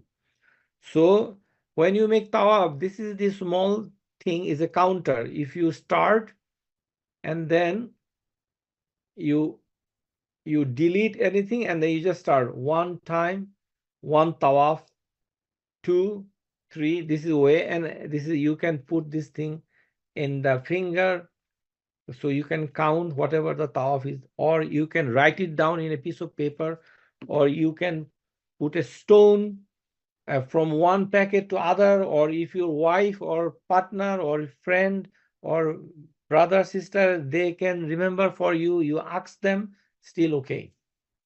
But it's better to track down, not to make a problem of the count, because the 7 lap for tawaf and 7 lap from Safa and Marwa to Safa, you end up with the Marwa. Start with Safa. So that's enough.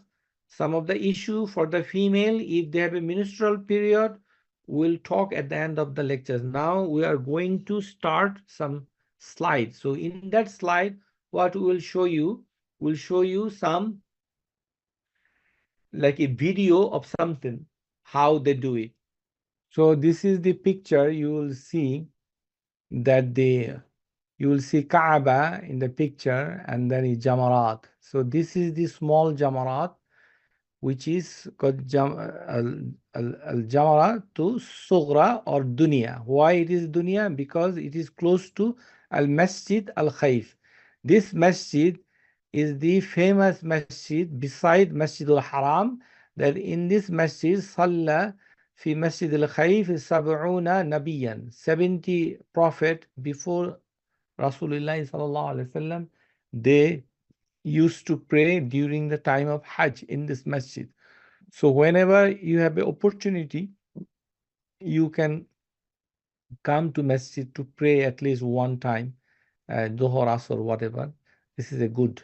But this Jamarat is close to this, that's why it's called as Jamarat, Dunya or Sughra. Then the middle one is Wusta. So it's a middle Jamarat. Then the big one is actually a little bit out of Mina.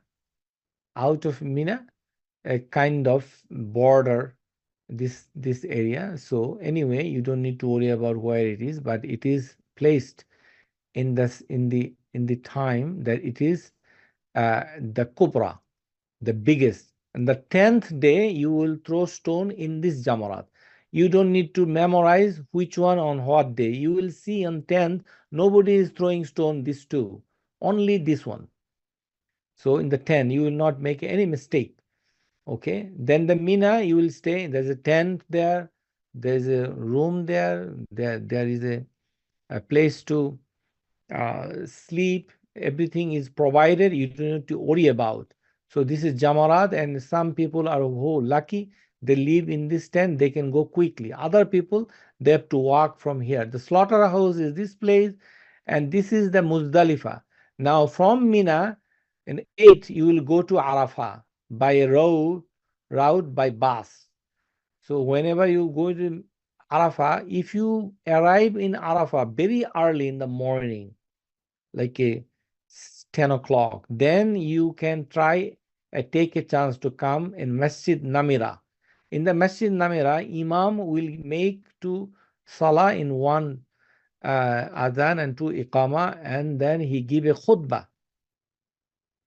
This is a khutbah for Hajj. So in that, but it will be a far or maybe a little bit far, maybe it's close, we do not know. But if so, that this picture is a pictorial and having a concept clear, because for Umrah you don't need to pay attention with the places.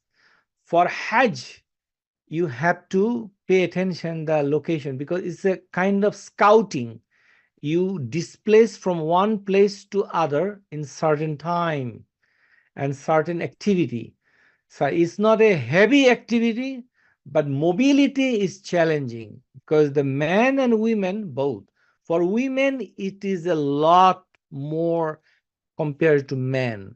That's why Rasulullah sallallahu alaihi wasallam told his beloved wife Aisha radiallahu ta'ala anha. You know, the Aisha, the word meaning is lively. Aish meaning is the life, love, lively. Is vibrant, the name. In our native language, Aisha doesn't make that kind of sense. But in Arabic, it's a beautiful name. Aisha meaning is lively. She is always vibrant, always talking, always smiling, always beautiful to her, to Nabi sallallahu alaihi wasallam. So Aisha, she asked Rasulullah sallallahu alaihi wasallam, Ya Rasulullah, all the jihad is done, achieved, rewarded, the shuhada, and the jihad is done by the men. What is left for women? We are not allowed to go to jihad, to fight in the path of Allah. We are not getting higher status in the Allah tabarak wa ta'ala. Then Rasulullah sallallahu alayhi wasallam told her that if a woman does Hajj, it is a jihad for them. It's a jihad. So this Hajj is a challenge. The challenge is a physical challenge, the mental challenge. So it is a very, very important that all female youngsters, they need to walk. They need to having a habit to walk 4 miles, 3 miles, something like that. So be mentally prepared, physically, endure yourself, customize and acclimatized, whatever you want to say, but you need a fitness. So Muzdalifah is in between the Arafah. So this Muzdalifah in hadith is called Jam'. It's called Jam'. In this Muzdalifah, we only pray Maghrib and Isha together. One adhan, two iqama. Now, if you have a Jama'ah with your group, you will do that. If not, individually, husband and wife, okay, no problem. Let's do it. But you need to be careful that you should try your best to come before midnight. Why? Because the waqt of Isha is expired after midnight. So before midnight, there is a conflict of interest between two worship. The Isha, Salatul Isha, is not halal to pray after midnight. If you do so, it's a makruh. I mean, you still can pray, but it is disobedience to Allah Ta'ala. Intentionally, you should not do. You should make Salatul Isha before midnight. So that's why it is better to come from Arafat to Muzdalifah as quick as possible after the sunset. If they provide you transportation, that's fine. If it is too much late, then you can walk to Muzdalifah. You can, no problem. Many people walk, especially youngsters. If you do not have a group, but you try. So that's the point. Now here, what we should do, you do not need to pick any stone. There are many people, they collect stone. It's not correct. There is no hadith to support this activity. And also it's dangerous because of the dirt is very, very dirty. And anytime if you blow and you blow uh, to make it clean, then you may inhale some dust in the nose and in the lungs, and you will get an upper respiratory tract infection. Very dangerous. So you should not do it. So you collect the stone from Jamarat. In the Jamarat, you will find a stone, inshallah, no problem. But as I said, a 7 stone you can collect, and the next day stone you can collect them there, or vice versa. But whenever you are staying in Mina, you can try. My experience said you cannot find any stone in Mina close to the tent. It's very hard to get it. In Arafah, you should not pick up stone, because the Arafah you should pay attention to zikr, dua, and other things. Busy with other things. So Zohar Asr will be prayed together in Arafah, and Maghrib Isha is here. No Salatul Bitr or any other Sunnah Salah, nothing. You just sleep. Sleeping is a worship in this, it's called Mabit, Muzdalifah, Mabit. You should sleep. So Muzdalifah and Mina together is called Mash'arul Haram. So this is Mash'arul Haram, because this area belongs to Haram. So Haram has a boundary, Hududul Haram. In that boundary, the Mina and Muzdalifah and Arafah is out of the boundary. That's why it's called Mash'arul Halal. Mash'arul Halal. So Mash'ar, this is a name. You don't need to. Then there is a Masjid Al Khaif. There's a masjid close to this. So on the 10th, if you throw stone, now you are tired staying overnight in Muzdalifah. Please pay attention. You're staying overnight. You are not used to spend overnight in open sky, and open land, putting a little cloth or little mattress. You don't have mattress, mat or something, and you say it's hard to sleep. Even though you try, you can take some sleeping pill. Probably melatonin will be good for you. Melatonin 5 milligram, and you drink and you may sleep, but you cannot cover your face because you are in ihram. You cannot cover your head when you are sleeping. You cannot cover your feet because you are in ihram. For the man, for women, cannot cover the face, but you can cover the feet, and you cannot cover your hand. Even you are in ihram and you are making talbiyah. So next morning after Fajr Salah, you will do Muzdalifah. Now, when you do Fajr Salah in Muzdalifah, there is a huge line to the bathroom, because the restroom facility in Muzdalifah is very limited, very limited. So in the Arafah, the restroom facility is plenty. If you go,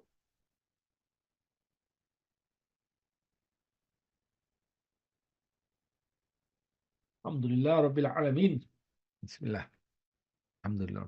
So in the Mina, bathroom is not a problem. Restroom is there. You can go anytime you want. The Arafah is same. Unfortunately or fortunately, whatever the current situation is, Muzdalifah, few bathroom. So before you make Salatul Fajr, you need to wake up, make an alarm that at least 1 hour before you wake up and go quickly to relieve yourself, make wudu and get ready for Fajr Salah.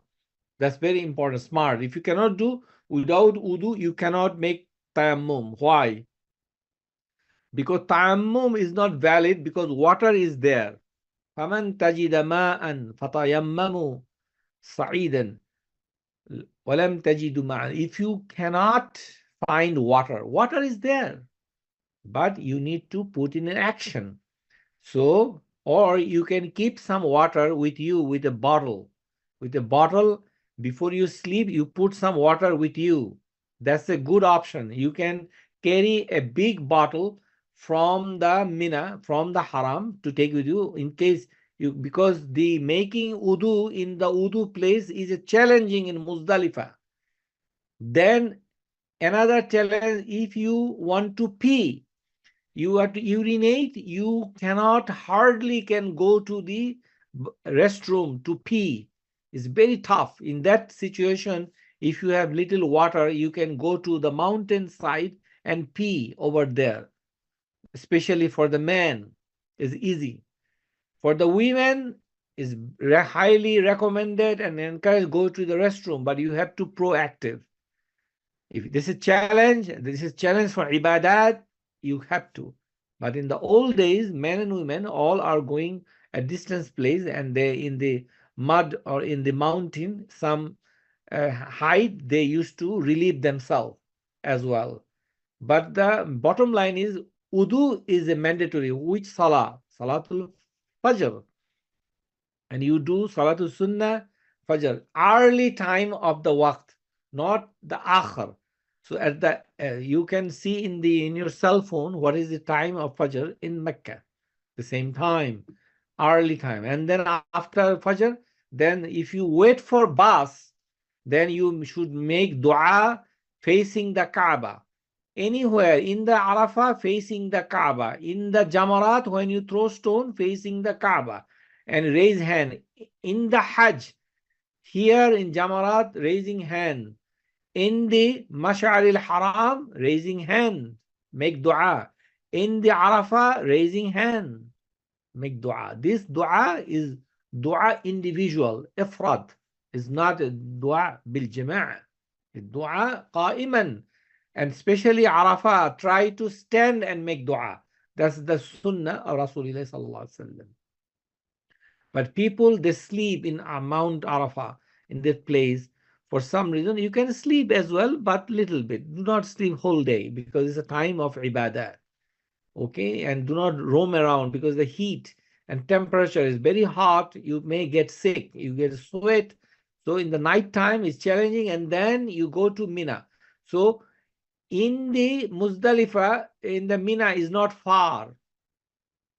If you walk 30 minutes, you can reach there. It's not very far.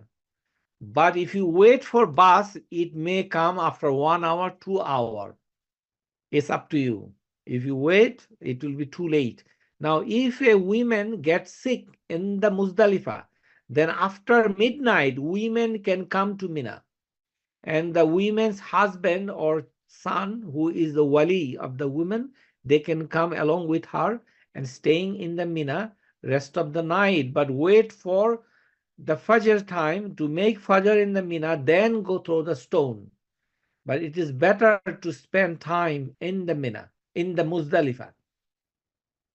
Then you finish the stoning, then you have a two option. You want to come to Kaaba to make Tawaful Ifada, or you want to come to slaughterhouse to slaughter. So if you go to slaughter, there is a distance from here to here, few miles. It's not that very close. So then if you want to do, so this is say for 2 miles. From the slaughterhouse, you come back again here, another 3, 4, 5 miles. So 2 plus 5 is like a 6, 7 miles. Then you do this tawaf and sa'i, and then you have to come back again. It's not the end of the game. It's end of the activity still ongoing.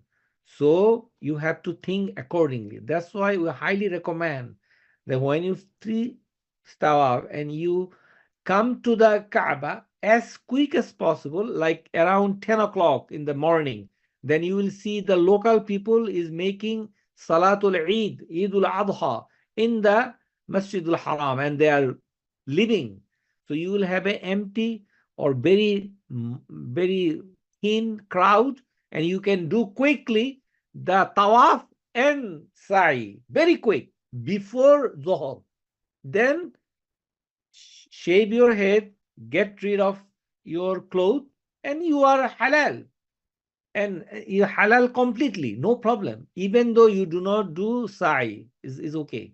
But you have to shave your head.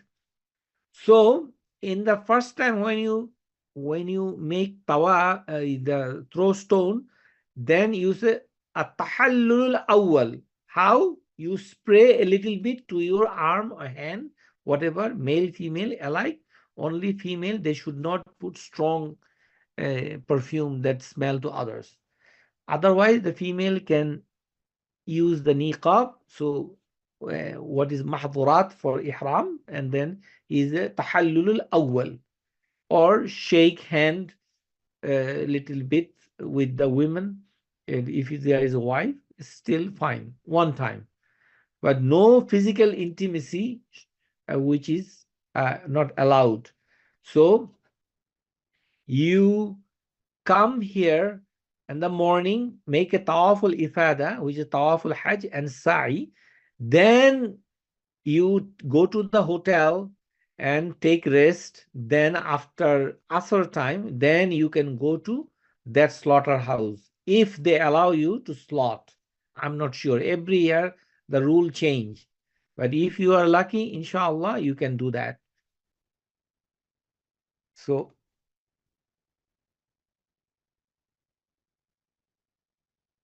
this is the picture of the Masjid al-Haram and the Mina Muzdalifa from Google, Arafat. You see that very attached, but there's a distance. So this is the sequence. The Kaaba, Mina, Muzdalifa. Muzdalifa will come later, but Mina, Arafah, then Arafah, Muzdalifa, Muzdalifa, Mina. And you come back 11, 12, 13 after stoning, Jamarat and Mina. That's why you use the carve of this thing. So 3 Jamarat. Jamarat al-Kubra, Wusta, and Jamarat al-Sughra, and Kaaba. So starting from Mina, Kaaba, Mina, 8. Then from 9, Arafah. Then 9, nighttime, Muzdalifa. 10, morning, Mina. Throwing stone, then go back to Kaaba, slot. This is the thing. Distance 8 kilometers from Mina to Masjid al-Haram, and then 5 kilometers from Muzdalifa to Mina. That's the approximate. But we're getting another picture to understand. So from the Jamarat, which is the biggest Jamarat, to Masjid al-Haram is 4.9 kilometers. 3 miles, approximately 3 miles, walking through the tunnel from the road. You can take a taxi, but taxi will stop you somewhere here. You will go stop by stop. It's very hard unless you get a motorbike to go along with it. I have no comment on that, but the best is to walk. If you can, that's the best, if you are young and able to.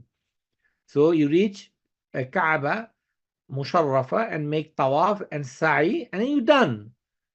So this is this. So throwing stone, going. Then if you have a time, you will go for slaughtering. Otherwise, in the slaughterhouse in Mina, it will slaughter for you.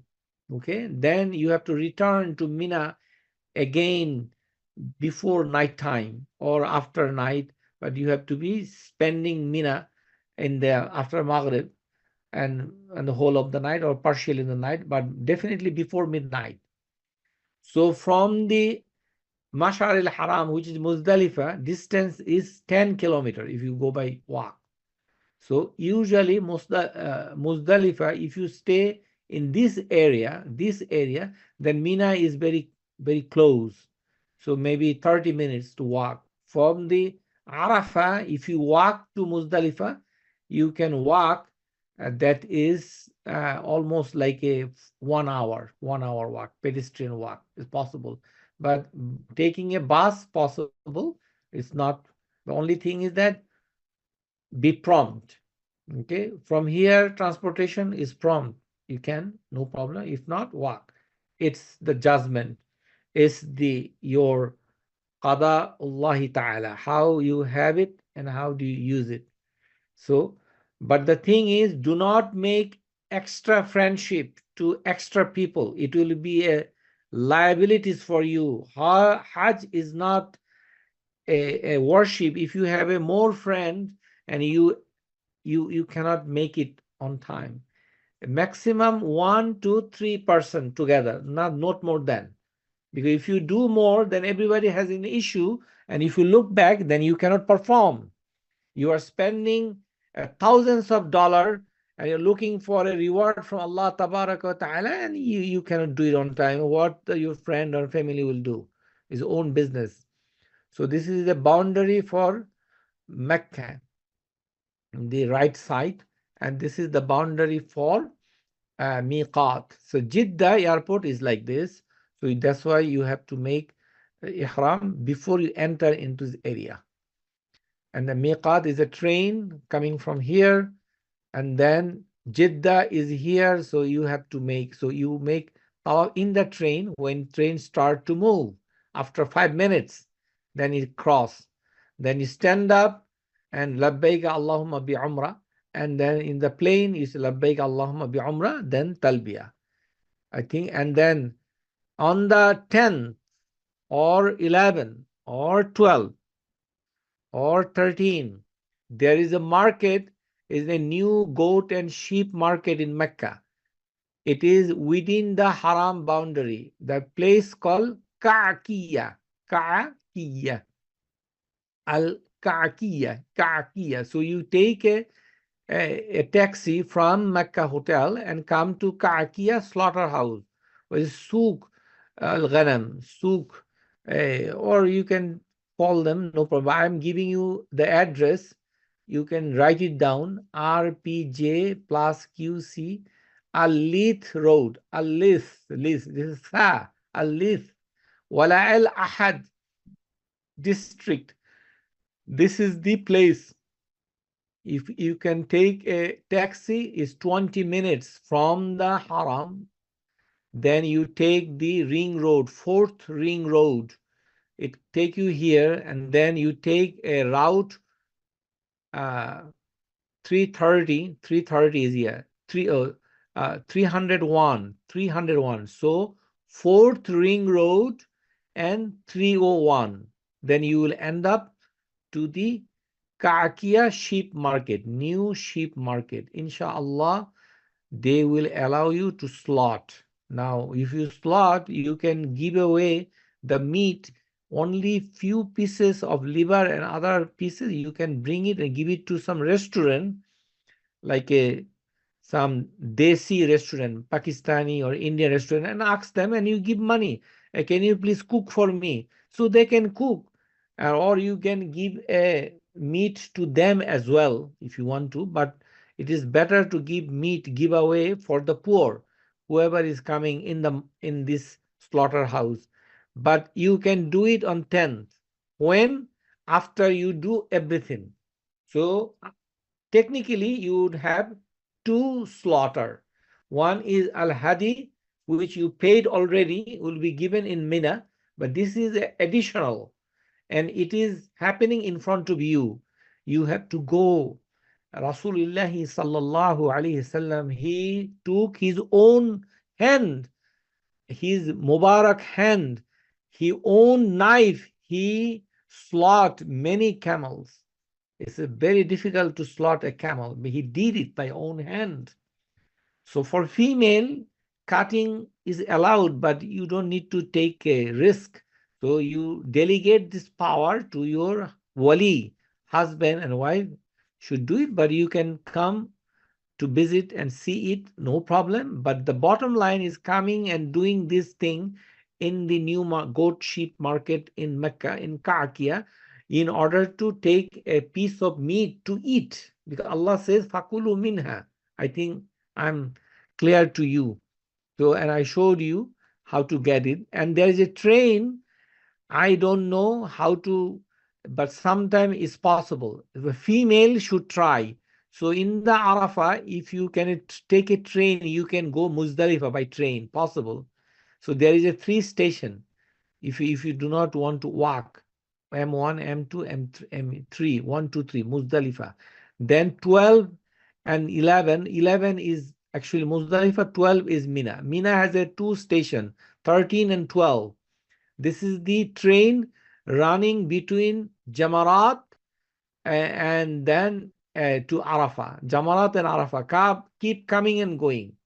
It's the good way to take the opportunity to ride a train, especially for female, and along female husband, no problem. But you cannot avoid little walk.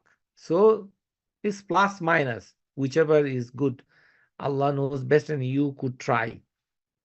Now we will show you a video, and we already discussed how to perform, and it will in Arabic, but basically whatever we said, it is in Arabic, but you have a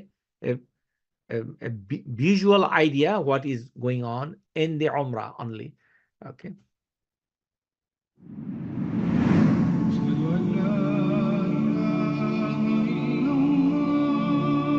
مشاعر لا توصف يعرفها من يعيشها. سبحان الله، ما أجمل نسمات الشوق حين تذكيها مشاهد البيت العتيق. قال تعالى: وأتموا الحج والعمرة لله.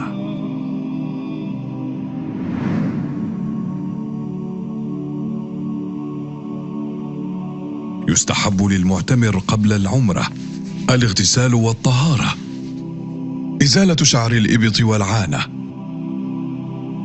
وتقليم الأظافر، وتطيب البدن دون أن يمس الطيب ملابس الإحرام، ببياض كبياض الصحيفة الخالية من الذنوب. يلبس المحرم الإزار والرداء. أما المرأة فترتدي ملابس تليق ببيت الله غير متبرجة بزينة. تبدأ رحلة الجلال من الميقات. في الطريق إلى مكة يمر كل معتمر بميقات قدومه. المواقيت المكانية هي: ذو الحليفة أبيار علي لأهل المدينة، الجحفة رابغ لأهل الشام، قرن المنازل السيل الكبير لأهل نجد، يلملم السعدية لأهل اليمن، ذات عرق لأهل العراق. وهذه المواقيت لأهلها ولمن أتى عليها من غير أهلها. وأهل مكة يحرمون من أدنى الحل وهو خارج حد الحرم. لبيك اللهم عمره. وإن خاف عدم تمكنه من الوصول إلى الحرم فله أن يشترط بقوله: فإن حبسني حابس فمحلي حيث حبستني. فأما المار بمحاذاة الميقات كالمسافر جوا أو بحرا فيجب عليه أن ينوي الإحرام عند المحاذاة، ولا يحل له تجاوز الميقات دون الإحرام. إذا أحرم المعتمر فلا بد أن يتجنب محظورات الإحرام، وهي تمر البيت الحرام مقدما رجله اليمنى كما ورد في السنة الصحيحة قائلا: اللهم صل على رسول الله. أعوذ بالله العظيم وبوجهه الكريم وسلطانه القديم من الشيطان الرجيم. اللهم افتح لي أبواب رحمتك. بمشاهدته الكعبة يتوقف عن التلبية ويتوجه نحو ركن الحجر الأسود ليبدأ الطواف من عنده. والسنة أن يقوم بالاضطباع، وهو أن يجعل رداءه تحت إبطه الأيمن كاشفا عن كتفه الأيمن، وأن يغطي كتفه الأيسر بطرفي الرداء.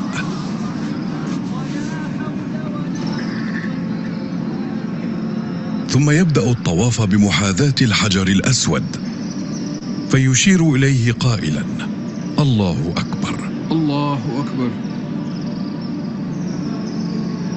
ويسن له لمس وتقبيل الحجر الأسود إن لم يكن في ذلك أذية لأحد، وإن لم يستطع استلمه بعصا أو نحوه وقبلها، وإن لم يستطع اللمس أو الاستلام وأشار إليه فإنه لا يقبل ما أشار به. يشترط لصحة الطواف أن يكون الطائف على طهارة من الحدث الأصغر والأكبر، لأن الطواف مثل الصلاة، غير أنه يجوز فيه الكلام. يبدأ طوافه بالحجر الأسود، حيث يتم 7 أشواط تنتهي عند الحجر الأسود. وينبغي للمسلم في هذا الموقف أن ينشغل بالذكر والدعاء، وأن يبتعد عن الخصومات والجدال والمزاح، فهذا موطن عظيم تغفر فيه الزلات وتعتق الرقاب فيه من النار وترفع الحسنات. ويسن للرجل أن يسرع المشي في الأشواط 3 الأولى حسب استطاعته، وليس على المرأة ذلك. وإذا حاذ الركن اليماني استلمه بيمينه إن تيسر دون تقبيل، وإن شق عليه استلامه تركه ومضى في طوافه، ولا يشير إليه ولا يكبر. ويسن للمعتمر أن يقول بين الركن اليماني والحجر الأسود: ربنا آتنا في الدنيا حسنة وفي الآخرة حسنة وقنا عذاب النار. وبعد نهاية الشوط السابع يغطي المعتمر كتفه ويتوجه خلف مقام إبراهيم، فيصلي ركعتين إن تيسر له، وإلا فيصليهما في أي مكان في الحرم. ويقرأ سورة الكافرون، قل يا أيها الكافرون، في الركعة الأولى، وسورة الإخلاص، قل هو الله أحد، في الركعة الثانية بعد الفاتحة. وبعد الانتهاء يمضي إلى المسعى، ويستحب له في طريقه أن يشرب من ماء زمزم، ثم يصعد الصفا قائلا: نبدأ بما بدأ الله به، تاليا قول الله تعالى: إن الصفا والمروة من شعائر الله. ويتوجه إلى القبلة، يحمد الله تعالى ويكبره ويدعوه بخضوع قائلا: لا إله إلا الله وحده لا شريك له، له الملك وله الحمد وهو على كل شيء قدير. لا إله إلا الله وحده، أنجز وعده ونصر عبده وهزم الأحزاب وحده. ويكرر الدعاء 3 مرات ويدعو فيما بينها بما شاء، ثم ينزل من الصفا متوجها إلى المروة ذاكرا ربه داعيا بما تيسر. ويسن للرجل فقط أن يسرع بين العلمين الأخضرين، فإذا وصل إلى المروة يدعو كما فعل عند الصفا دون تلاوة الآية، ليكون قد أتم شوطا من أصل 7 أشواط، ثم يعود إلى الصفا بالكيفية نفسها. وفي كل مرة يذهب فيها من الصفا إلى المروة أو من المروة إلى الصفا يحتسب ذلك شوطا، ويستمر كذلك حتى يصعد المروة في الشوط السابع أو يقصره. والمرأة تقص من شعرها قدر أنملة، وهي مقدار رأس الإصبع من جميع الشعر، وبهذا يحل للمعتمر جميع محظورات الإحرام. وعندما ينتهي من الحلق أو التقصير يكون بذلك قد أتم العمرة. ولم يرد أن النبي صلى الله عليه وسلم صلى ركعتين بعد العمرة. أيها المعتمر، قد قدمت من مكان بعيد وتعبت، فاتبع هدي النبي صلى الله عليه وسلم وتوجه إلى الله بالدعاء راجيا أن يقبل منك. So in this video, the video is not made by us but it was video made by somebody else. So there is no salah after sa'i. You should be mindful. And other thing is that when you're reciting this dua, you don't need to raise hand. So this is very important. When you're saying Allahu Akbar, we'll show you how to do it. But we are telling you. And then dua is actually, which is yuhyi wa yumit. You will see in here how they say it. دعاء الوقوف على الصفا But والمروة. they may not say by mouth. That's the لما problem. دنا صلى الله عليه وسلم من الصفا قرأ: إن الصفا والمروة من شعائر الله، أبدأ بما بدأ الله به. فبدأ بالصفا فرقي عليه حتى رأى البيت، فاستقبل القبلة فوحد الله وكبره وقال: لا إله إلا الله وحده لا شريك له، له الملك وله الحمد وهو على كل شيء قدير. لا إله إلا الله وحده أنجز وعده ونصر عبده وهزم الأحزاب وحده. ثم دعا بين ذلك. So this is the dua. You can see yuhyi wa yumit is written there, but the person who is reciting, he avoid. I don't know why, but yuhyi wa yumit is written in the book. So you should be very mindful. So how you dua in the safa? So 3 times you don't need to raise hand. In between 2 times you make dua. So basically all are dua. One is called dua ul ibadah, when you do not need to raise hand. For example, when you make dua after wudu, when you make dua after adhan, when you make dua when you enter house, you don't need to raise hand. This is called dua ul ibadat. But when you ask Allah to something, then it's a dua ul mas'ala. So then you raise hand. And I said that you should be a hand, and the sa'i, we have one video. If you want, you can see how they go to sa'i. From outside, if you go, this is outside, there is a Ali gate from outside. But from inside, there's a green light. You can go directly to Masa. So technically, the place you make sa'i is called Masa, and then the tawaf is called Mataf. So when the blue light comes, then you run. Females, they don't need to run, but if they want, it's nothing wrong. You can keep running. But basically for the men, it is. Then there is a dua, رَبِّ اغْفِرْ وَارْحَمْنِي إِنَّكَ أَنْتَ الْعَزِيزُ الْأَكْرَمُ. So it starts with the Safa mountain is under the shade of the building. So the mountain is reduced to small thing, and it is there, but you are not allowed, or you don't have access to there because there is a wall made of glass. You cannot go to Safa. So that's we are showing you what the people are running in between, when they're standing each time Safa and Marwa make dua. So then blue light, green light comes, then you run. You keep going from there, sa'i, and then going back and forth. One time from Safa to Marwa, one lap, Marwa to Safa, second lap. Okay. After the 7th, and after that you cut here. Do not cut here in the Masjid al-Haram or in the Masjid sa'i. Masa, you have to cut here in the saloon, the barber shop. For women,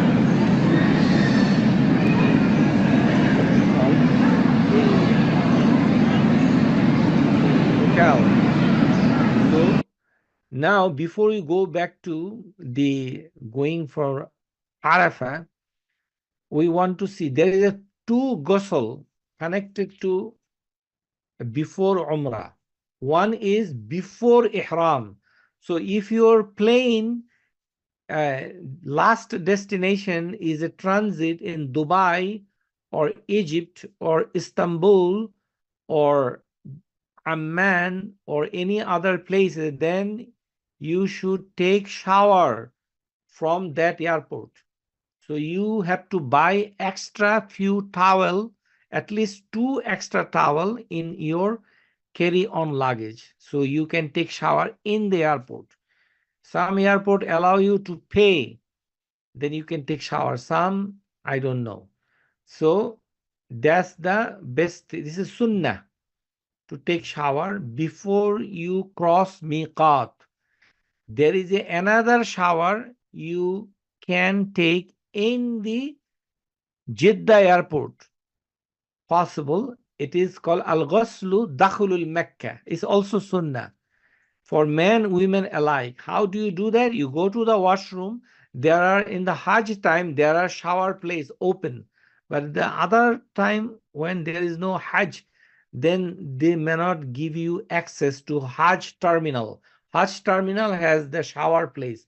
So you just take off your clothes in the seclusion room and you then take shower naked. Is allowed in Islam. Alhamdulillah Rabbil Alameen. Imam al-Bukhari wrote a book, Sahih al-Bukhari, in the chapter Al-Ghaslu Ariyan, taking a shower with the no cloth on you. Possible, no problem. But it should be covered and closed and clubbed, so nobody could see you. That's the point. But what I'm saying, you can wear ihram cloth after the shower and your ihram is still valid. It is not violated anything. When you take shower, you can rub your head. You only thing, you should not use perfume in the ghusl of Jeddah airport. But for the train station, there is a shower area, but you don't need to. Why? Because this thing is very close to Medina Hotel. So you take shower from Medina Hotel when you are coming from Medina first and go to Mecca. I think you understand, okay? So to ghusl, if you come in the route of Jeddah by airplane, if you want to. But if you don't do it, still okay. That's fine.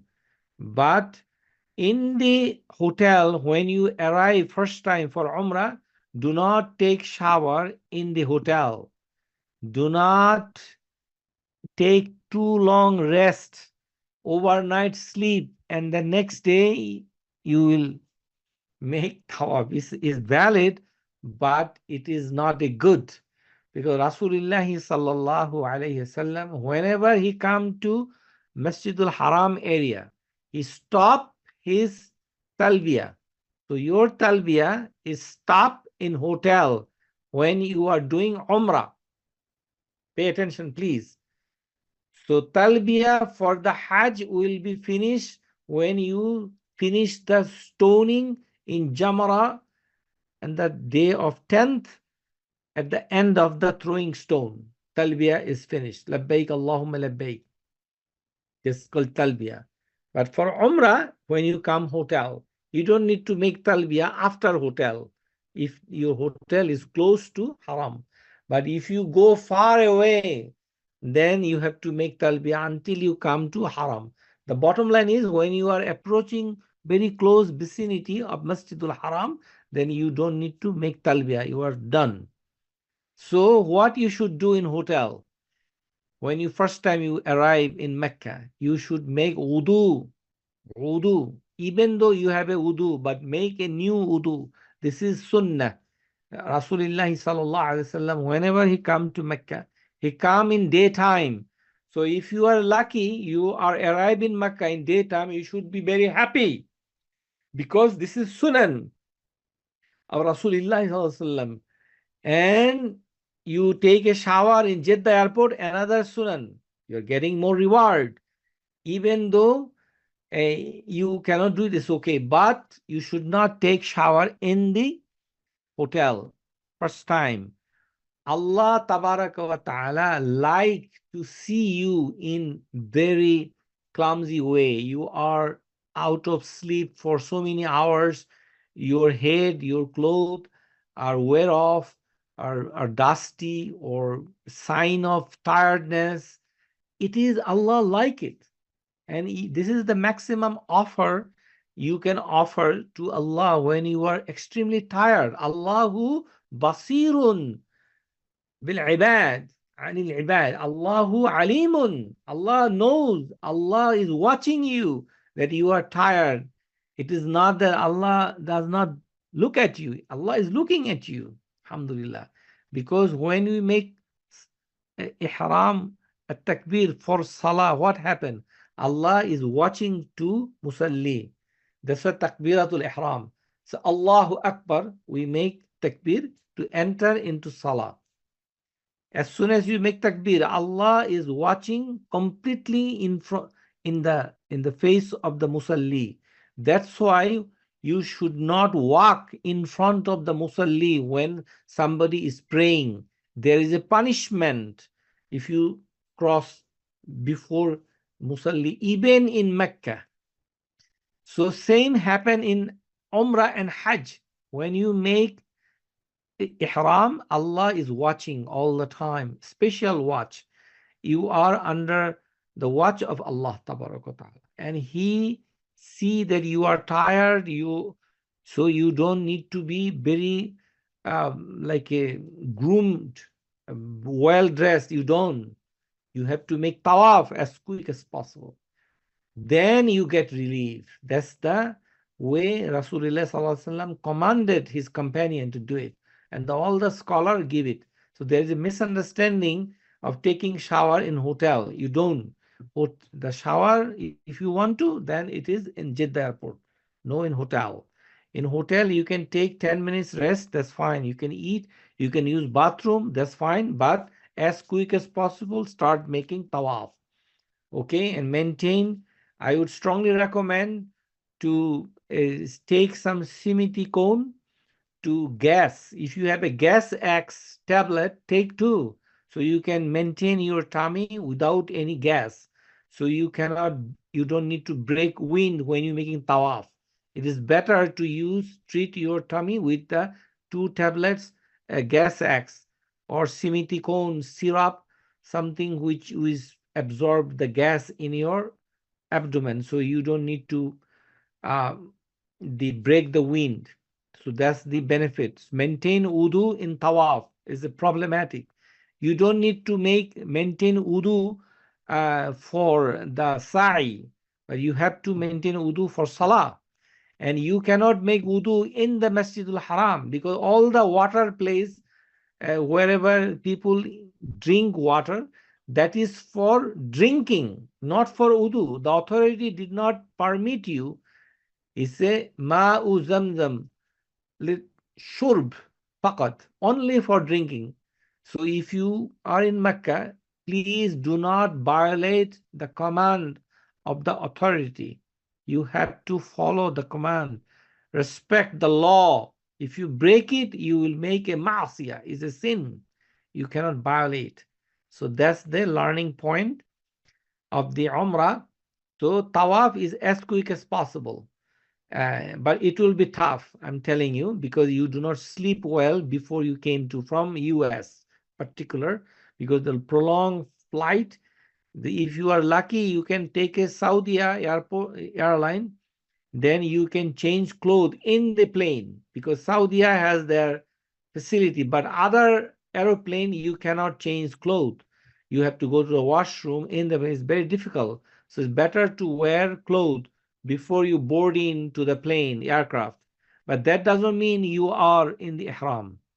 So before you go labbaik, you have to see the monitor and stand up facing Qibla and make labbaik Allahumma bi umrah. And this 3 dua and talbiya, labbaik Allahumma in the plane. When you descend, when you land, when you're out, all the time. This is the worship of Allah Ta'ala. Don't look at your companion, your travelers, other. They don't do it. This is not a they and do, and we are they. It's not. It is a worship. It's for you, inshallah. You should, now we are showing you to going Arafah from Mina. So in the Mina, you will have a nice tent, air condition, you will see, and they will serve food. You don't need to carry anything. Only thing is you need to carry the small mat and inflated pillow, if possible, from US, you can buy on Amazon. So you can inflate 2 or 3 pillows, so you can put it in Muzdalifah night time. So let's see how it is going to Arafah.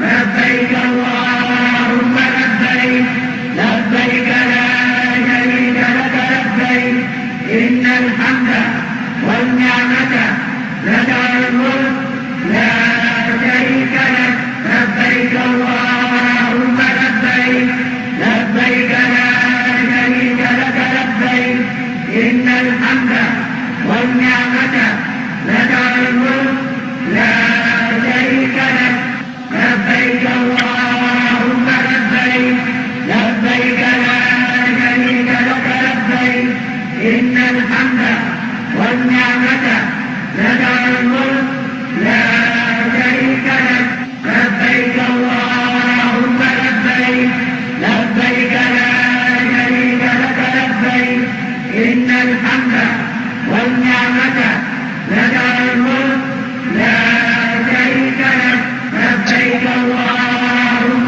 لبيك لبيك لا شريك لك لبيك إن الحمد والنعمة لك الملك لا شريك لك لبيك اللهم لبيك لبيك لا شريك لك لبيك إن الحمد لك الملك لا شريك لك لبيك إن الحمد والنعمة لك الملك لا شريك لك So basically, لبيك اللهم لبيك لبيك لا شريك لك لبيك إن الحمد والنعمة لك الملك لبيك اللهم لبيك basically, people are making talbiyah loudly.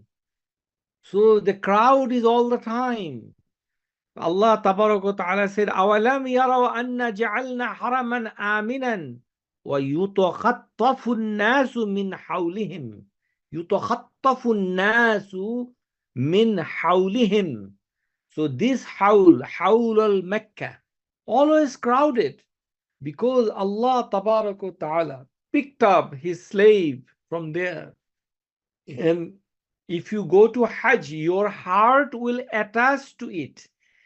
When you are coming back, you will have a feeling that you are making tawaf at least few days. You will have this kind of feeling. You will say, oh, I want to go. I want to make tawaf. So people are coming all over the world, make tawaf, saying, Labbaik Allahumma labbaik, labbaik la sharika laka labbaik, inna alhamda wa ni'mata laka wal mulk la sharika lak. So people are coming, people are all over the world. So in the bus, from the airport, in the train from Medina, Labbaik Allahumma labbaik. No, in the immigration, Labbaik Allahumma labbaik. Until you come to hotel. And from the 8th Jil-Hijjah Mina, Labbaik Allahumma labbaik. Then Arafah, Labbaik Allahumma labbaik. And other dua. And then you will staying on Arafah. In the Arafah, you will have a nice tent, air condition, and you can roam around. They will give you food. Here you will pray 2 salah, Dhuhr, Asr, 2 rak'ah Dhuhr. You make a taksir. But jam', like jam' taqdim, meaning is you pull the Asr to the Dhuhr. So you make Dhuhr salah, then you make Asr salah. Then after that, no salah. You don't need to pray anything. So you just staying there. This is the Arafah, staying like this. For male and female, separate tent, and it's air condition, and it's cool. Some people sleep, but it's better to sit down and stand and make dua, raising hand to facing Qibla. Raising hands facing Qibla.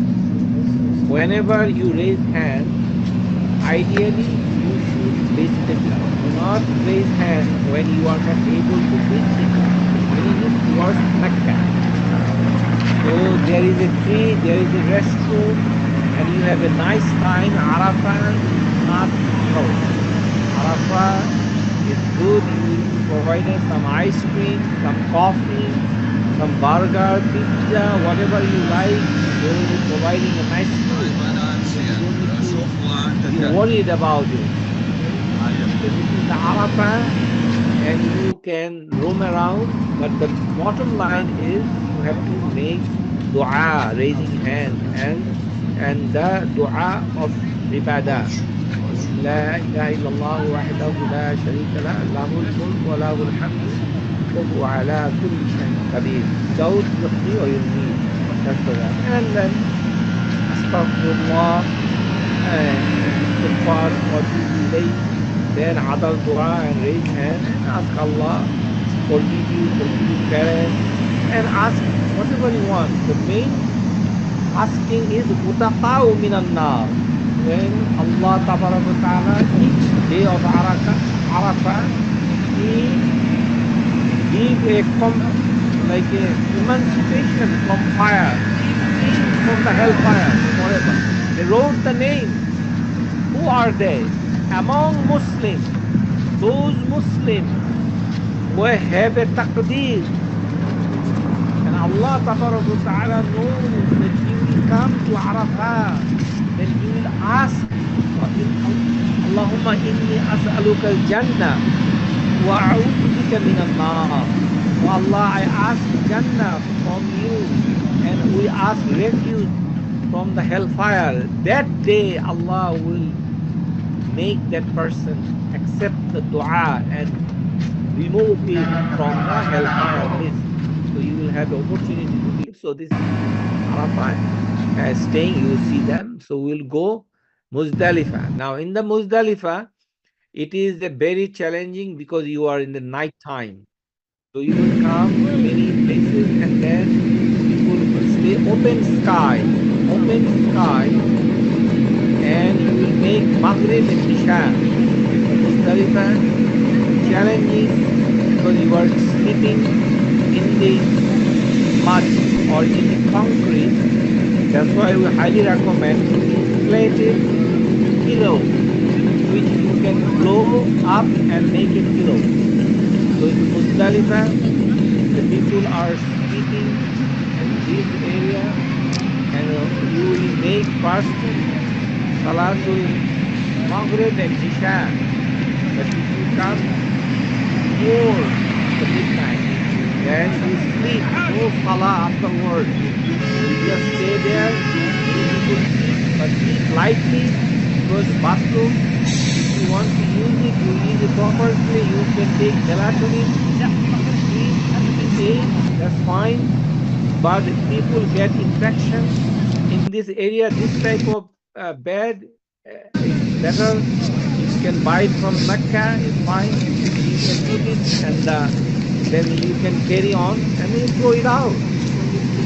In America, but if you didn't or any net, anything, the people are there, they are sleeping, they're standing when they are about to go.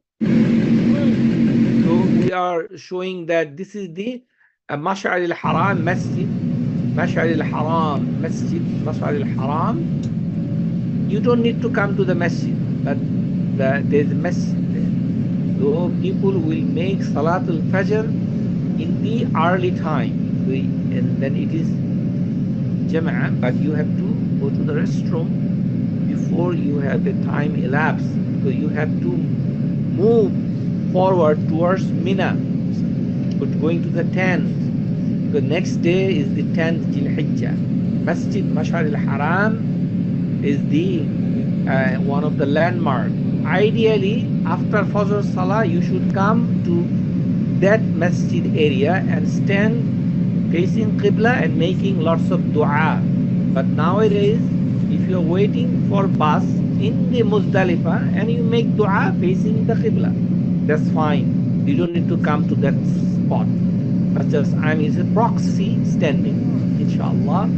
But bus will come, definitely.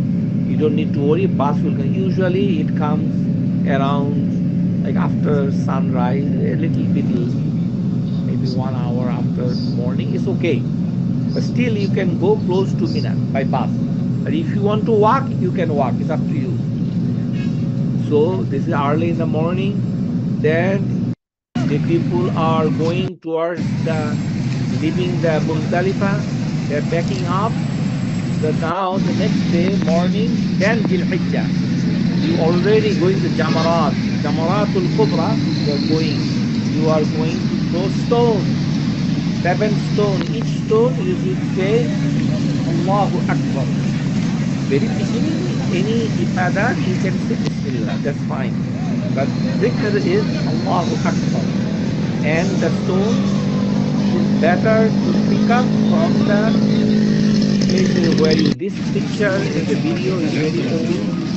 It's not a current, because I realized it's not a recent video. But anyway, people are going, and when you go to Jamaat, you have to go and trying to stay. These people are going to Jamaat, and whenever you go to Jamaat, then you will come very close. And you stay left side. Left side. Left side. Move loud, stay left side. Go right side, it's okay. But only one Jamaat. Jamaat is Kubra, and other people they will see about that. Done. You are done with the Jamarat. So then from Jamarat to Mecca. In the Jamarat, when you do, then you come and you go to Mecca, Jamarat. So you go forward. This is the way for Jamarat to Mecca. So you can walk. So there is a lot of crowd, lot of people are walking around. Taxis are not very close by, but you can go inside, you can go take it. But it depends. The motorbike, the better, get quick. So whenever you go forward and you see which way you should go. After a while you will see the tunnel and you will see the highway. So you can ask people and they will show road sign to Mecca. Follow the road sign. You will be end up in the Masjid al-Haram, inshallah ta'ala. It takes like 2 hours to go Mecca. So in Mecca, and the road sign you follow. So people are going, and then they go very close. They close on the road. You can take a taxi if you can, because inside the town, some places you can take a taxi, no problem. But taxi will take you a little bit further. Then get down and go. Just keep going. If you can, that's fine, no problem. Now this is the route. You have to walk a long walk. It ends up with a tunnel. And after a tunnel, you will see the Masjid al-Haram. So you will have a shade of the route. This is the top of the head. Overhead there is a flyover, there is a highway, and this road there is no car, is only for walking. There is no time of 10 Dhul Hijjah. So you will be lot of sweat, lot of tiredness, drink little water and keep walking. So if you can walk and spend 2 hours, you will be quick in the Mecca to do Tawaful Ifadah as quick as possible.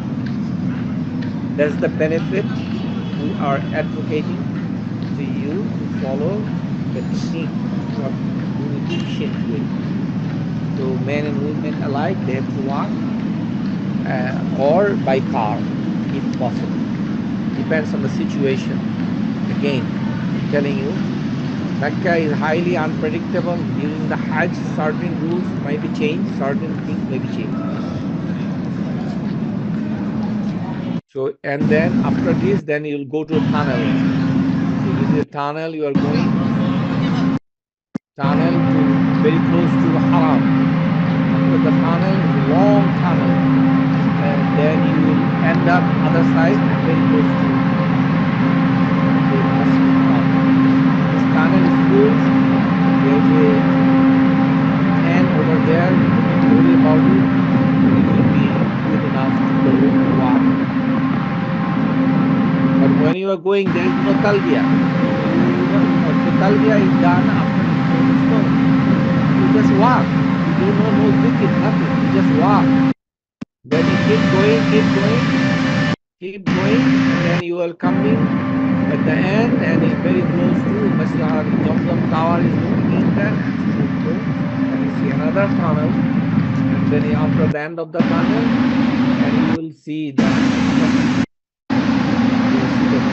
very close. Masjid al-Haram. When you make tawaf, after tawaf, sa'i, then go to salon, and whenever you are white, go to hotel. You can stay hotel, take rest, you can take a sleep, nap, no problem. Only thing is you cannot stay overnight in the hotel. You have to come back to Mina.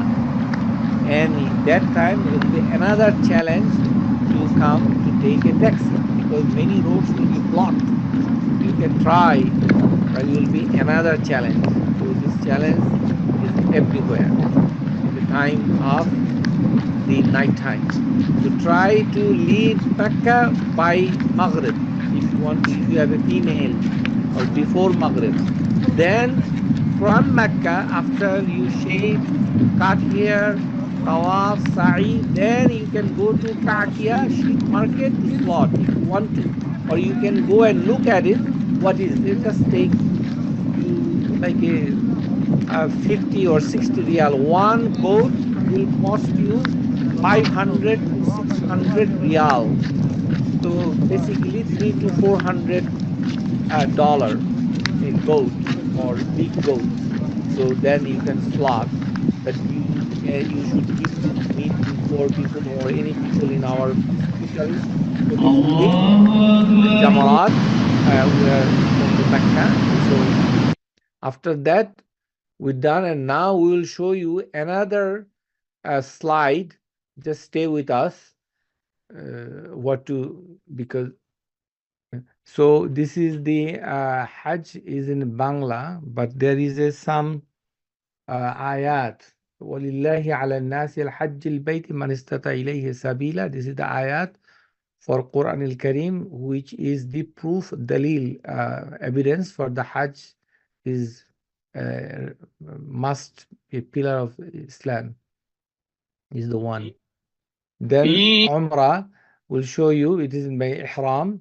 We already, this is a Bengali language anyway, so I don't think you will understand. Well, but only thing is in Arabic. So Ihram min miqat, tawaf, salatu rakatain, ba'da tawaf, sa'i bayna safa al marwa, taksir.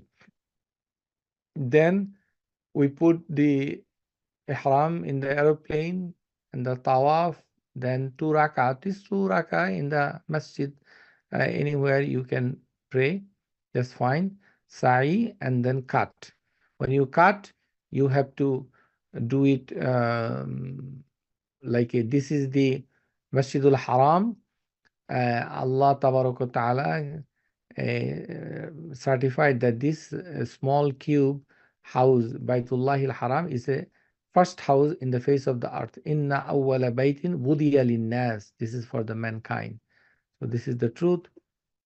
So again, picture-wise, this is Masjid al-Haram, then Mina, then the Muzdalifah, then Arafah. This is the full picture. We saw, we already discussed and showed you those places.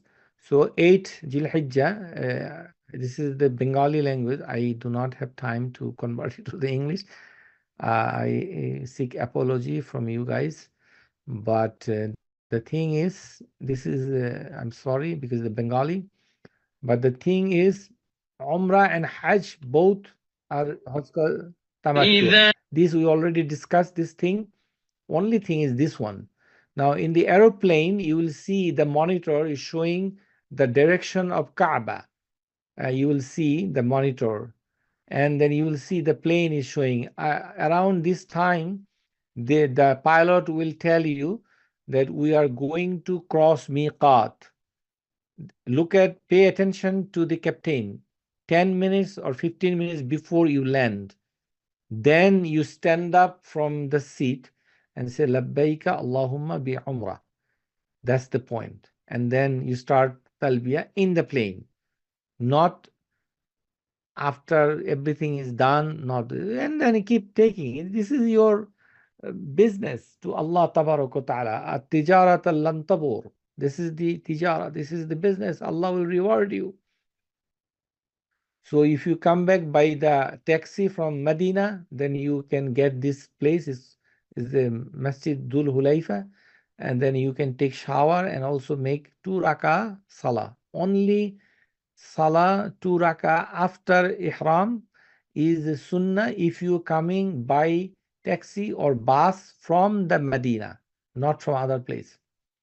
So we already showed you that from the Jeddah airport, it takes 1 hour and 15 minutes by taxi. It is from the Jeddah International Airport to the Masjid al-Haram, 1 hour 15 minutes. But in the Hajj time, they will stop you somewhere here to check your information, and then it will take long time. Be prepared. Then in the Jeddah airport, you will be waiting for at least 2 hours to 3 hours. You will be tired to waiting in the, because the Hajj time there is a lot of people, a lot of crowd, and it is not that you landed and you immediately come to Haram. No, that's not the story. It takes time to come. So patience, patience, patience. One of the challenge of the Hajj is you will be get angry. Each and everyone will be angry, mad.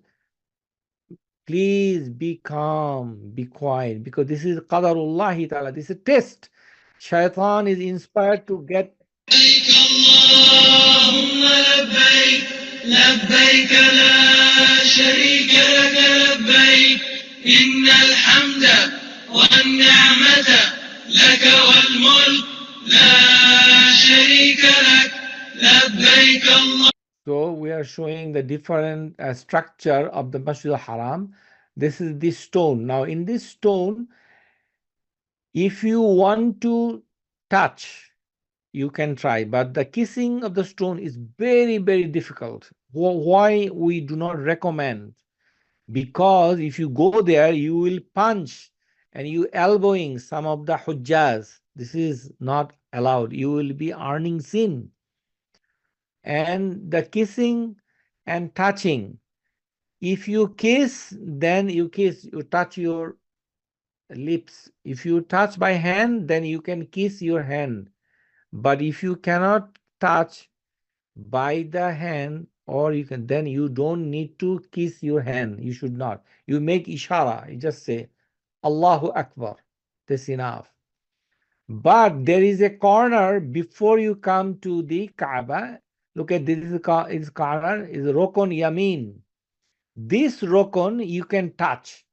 There is no kissing. So if you can touch here, Allah will forgive you. That's touching is good. And many people can try and touch here. Possible, no problem. If you have a female, then will be challenging because there is lots of crowd. But you touch I would strongly recommend to touch the Rokon Yamin. But don't try here because it's very long. Now, even though Maqam Ibrahim, there's a stone, many people believe that this is the stone Ibrahim alayhi salam was standing on it. This is, I have no comment on it, but this is the understood that this is the place of Maqam Ibrahim, because this is the stone we believe that used to, any stone, alhamdulillah rabbil alameen, but in this stone you don't need to do anything. Stone here is the Hajar Aswad. This is from heaven. It came from top. So this stone is from heaven, but this one is not from heaven. Another thing you can do during tawaf or any time if you could, you can come in this place. This is Hajar. Ismail, this way you can make 2 rakah salah here. If you make salah, it will be considered as if you are inside the Baitullah al-Haram. This is the Baitullah. It has a 4 corner, but basically it was not a cornered house. It was actually stopped like some sort of trapezium, like is a curved wall in that side. But now there is no wall. So in this area, if you can pray, it will be considered as you are praying in the Baitullah al-Haram. Aisha radiallahu ta'ala anha, she was not able to go inside in Hajjatul Wada'. Rasulullah sallallahu alaihi wasallam, he took his wife to this area, and she asked that make salah here. So as if you are making salah inside the masjid and inside the Kaaba, Musharrafa, the Kaaba. I think that's enough. So 7 times. And Rabbana Atina is whenever you coming from this side to this side. Now, what is the dua? If you do not have any dua, just say Bismillah, Allahu Akbar, Subhanallah, Alhamdulillah, La hawla wa la quwwata illa billah, Astaghfirullah, Atub ilay, Allahumma salli ala Muhammad, whatever you can recite Quran, you Surah, Ikhlas, Qul a'udhu rabbil falaq, Qul a'udhu rabbil nas, whatever you want. But you can dua or you can ask Allah, give me health, give me wealth, give me house, give me children, whatever you want, you make dua. And dua is not selected, but it is open. Anything you can want. But the main part is forgiveness and relief and emancipation from the hellfire. They say, Allahumma inni a'udhu bika, Allahumma inni as'alukal jannah wa a'udhu bika minan nar. Okay, we ask Allah Jannah and we want to refuse from the hellfire. That's the main. You can use English language, still fine. But you should not push. But even though you do not push, there will be a residual pushing and forcing. It is part of the tawaf. Take it easy. That is no problem. You have to. As a human being, if you cannot push little bit, you cannot move. Practically, you should not exaggerate or hurt other people. That's the point. If you do so, there is a problem. But do not use your cell phone, please. In the Al-Hajj and Umrah, do not take any picture. The ta'zim. وَمَنْ يُعَظِّمْ مِنْ شَعَائِرِ اللَّهِ. This is the respecting the manasik, Al-Hajj, Al-Umrah. Do not take picture, do not selfie, do not make things. You see, if you do so, then you are taking a fun, taking a belittle, that you are not respecting. You will be punished for your behavior. Now imagine Saudi government or the police force or any other individual will not discipline you. Nobody will take care of you. Your take care will be done by Allah Ta'ala. Be mindful. So you are going a good place, but your behavior is earning a bad, and you anticipate your consequence. Be careful. Why you want to do selfie? What's the point? What's going on here? Do not do anything. I advise you, youngster, in this dunya, fitna is here and there. The most evil and worst fitna is taking selfie in Masjidul Haram. أعوذ بالله من الشيطان الرجيم من همزه ونفخه ونفسه. You will be severe punishment to do this nonsense. You have to respect. But whenever you are not making tawaf, which is not umrah, when you are not tawaf al-hajj, when you are not doing any particular ibadah, you came for salah in Masjid al-Haram, you have a time, you can take 1 or 2 pictures. Alhamdulillah Rabbil Alameen. Not during the ibadat. That's the point. Picture or anything, or if educational material, if you want to do, that's different stuff. But even though educational, you should not do whenever you are performing manasik. No excuse. So after you finish tawaf, sa'i, then in the leisure time you can do little bit video if you want to, but make it little bit, make it public, and do not make, keep it private, sanctity. Do not disturb other hujjahs when they are making tawaf and sa'i. Do not block them. So we saw that during 2 rak'ah salah after the tawaf, you have to cover your shoulder, because many people, they uncover the shoulder in airport. It's not allowed. You cannot uncover your shoulder in anywhere except in mataf, when you are about to start first umrah tawaf. Then you uncover. When you finish the thing, then you cover both shoulder. Okay, this is the descent. This is not. And Ramal, when you are light jogging, it is written in a book, first 3 lap, but it is not feasible when you are doing in the time of Hajj, because a lot of people, a lot of crowd, you may not have this thing. And the Zamzam. Now this Zamzam, you can make dua when you drinking, after drinking Bismillah and you drink Zamzam. When you are drinking, sit down. Do not respect the Zamzam water. Zamzam water has no power to do anything. Allah will do for you. You ask Allah to give you shifa, to give you children, to give you wealth, give you knowledge, give you long life, give you ability to obey Allah, those kind of things. And when you drinking Zamzam, but you drink, you should be seated. And some of the water you take in your palm and put it in the head like this, men and women apart alike. So dua and Zamzam, this Zamzam is very sweet. Alhamdulillah, you will see it's very sweet, especially Zamzam when you drink the cold. Cold Zamzam is sweet, sweet to the tongue. I don't know other people, but in my tongue is highly sensitized with Zamzam. Zamzam in Haram, Masjidul Haram in Mecca is very sweet. But if you put in room temperature, then Zamzam, it lost his taste. That's the point. So whenever you have Zamzam, you put always in the freezing. Do not expose to the sunlight.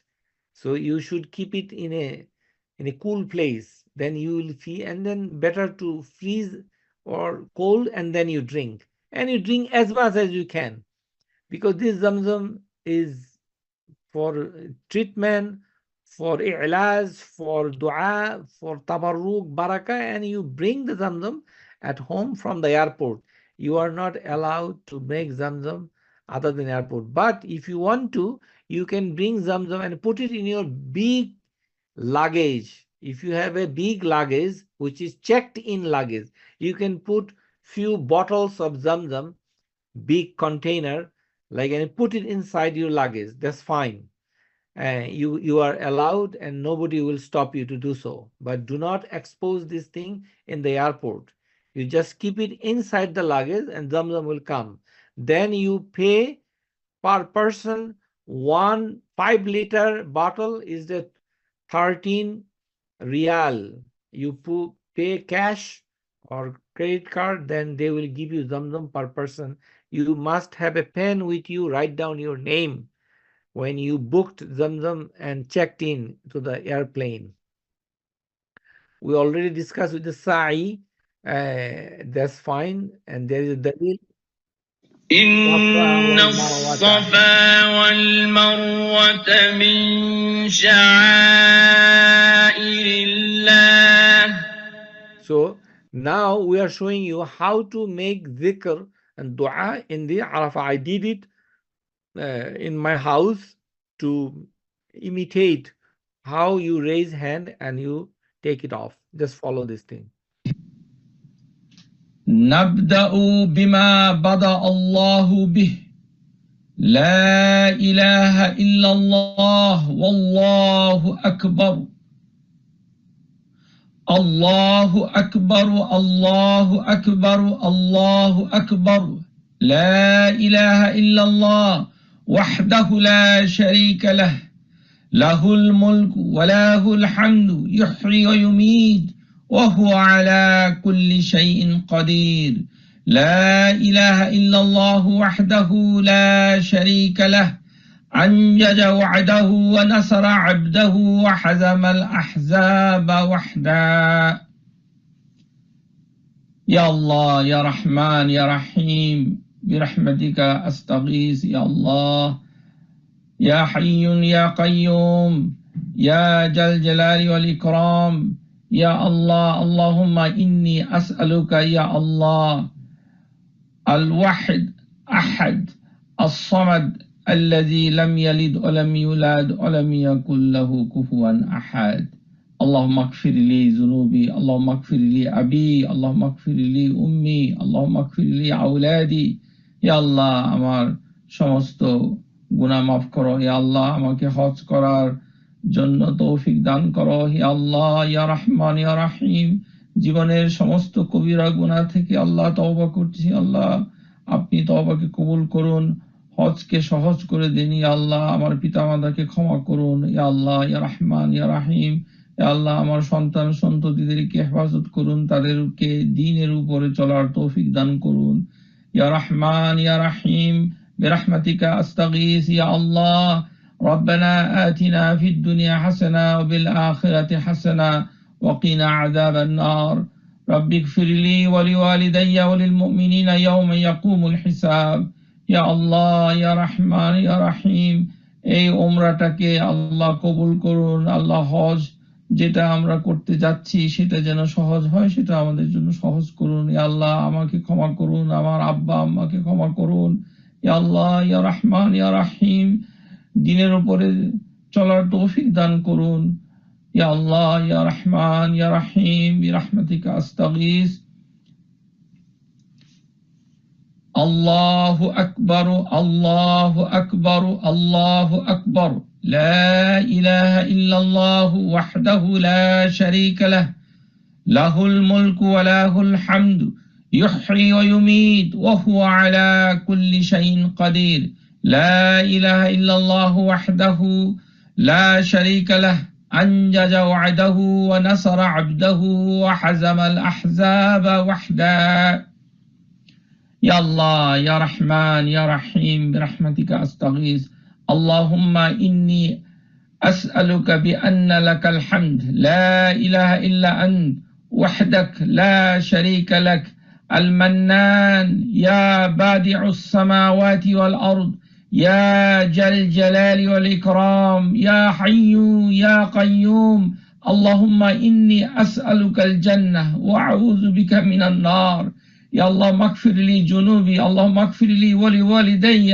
اللهم اغفر لي أولادكم يا الله أولادنا الله أكبر يا الله يا رحمن يا رحيم বিরহমাতিকা আস্তাগীস আমাদেরকে ক্ষমা করুন ইয়া আল্লাহ আমার হজকে করা সহজ করে দিন তৌফিক দান করুন আমার আব্বা আম্মাকে ক্ষমা করুন তাদের পরকালের দারাজাতকে বুলন্দ করে দিন ইয়া আল্লাহ আমার পরিবারকে হেফাজত করুন সবাইকে নিরাপদে রাখুন আল্লাহ আমার সমস্ত কবিরা গুনাহ থেকে আমি পানাহ চাচ্ছি তওবা করছি আল্লাহ আমাদেরকে সে আমার কবিরা গুনাহকে আল্লাহ ক্ষমা করুন ইয়া আল্লাহ বাকি হজের মানাসিক গুলো যেন কোরআন এবং সুন্নাহর আলোকে করতে পারি সেই তৌফিক আমাকে আল্লাহ দান করুন ইয়া আল্লাহ আমার জন্য সহজ করুন ইয়া আল্লাহ আপনি সহজ করলে সবকিছু সহজ হয়ে যাবে ইয়া আল্লাহ ইয়া রহমান ইয়া রহিম বিরহমাতিকা আস্তাগীস রব্বানা যালামনা আনফুসানা ওয়া ইল্লাম তাগফির লানা ওয়া তারহামনা লানাকুনান্না মিনাল খাসিরিন رب اغفر لي ولوالدي وللمؤمنين يوم يقوم الحساب الله أكبر الله أكبر الله أكبر لا إله إلا الله وحده لا شريك له له الملك وله الحمد يحيي ويميت وهو على كل شيء قدير لا إله إلا الله وحده لا شريك له أنجز وعده ونصر عبده وحزم الأحزاب وحده. In that way, you will do the Safa and Marwa, both same way, or Meaning is that 3 times you will make the dua, and then you don't need to raise hand, and in between you raise hand twice. Third time you recite the أنجز وعدا ونصر عبدا وحزم الأحزاب وحدا. Now you guys may have a question where it comes from. Actually, this is the Al-Anjaja Wa'ada wa Nasara Abda wa Hazama al-Ahzaba Wahda. When Rasulullah sallallahu alayhi wasallam was a very difficult situation in Medina, the Ahzab, you know the Surah Ahzab in Quran, Allah Ta'ala talk about how the Jewish people in Medina and the Mushrik of Mecca make a confederate and a very combined attack, and they embark the Medina. They cut off the food chain. It was difficult blockade by the people Munafiqun in Medina and the Jewish in the Medina and the Mushrik of Mecca.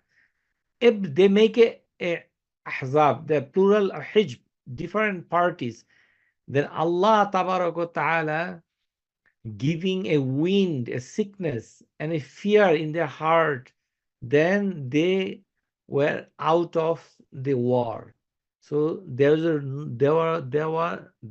was not a real fight in the Ghazwa Ahzab.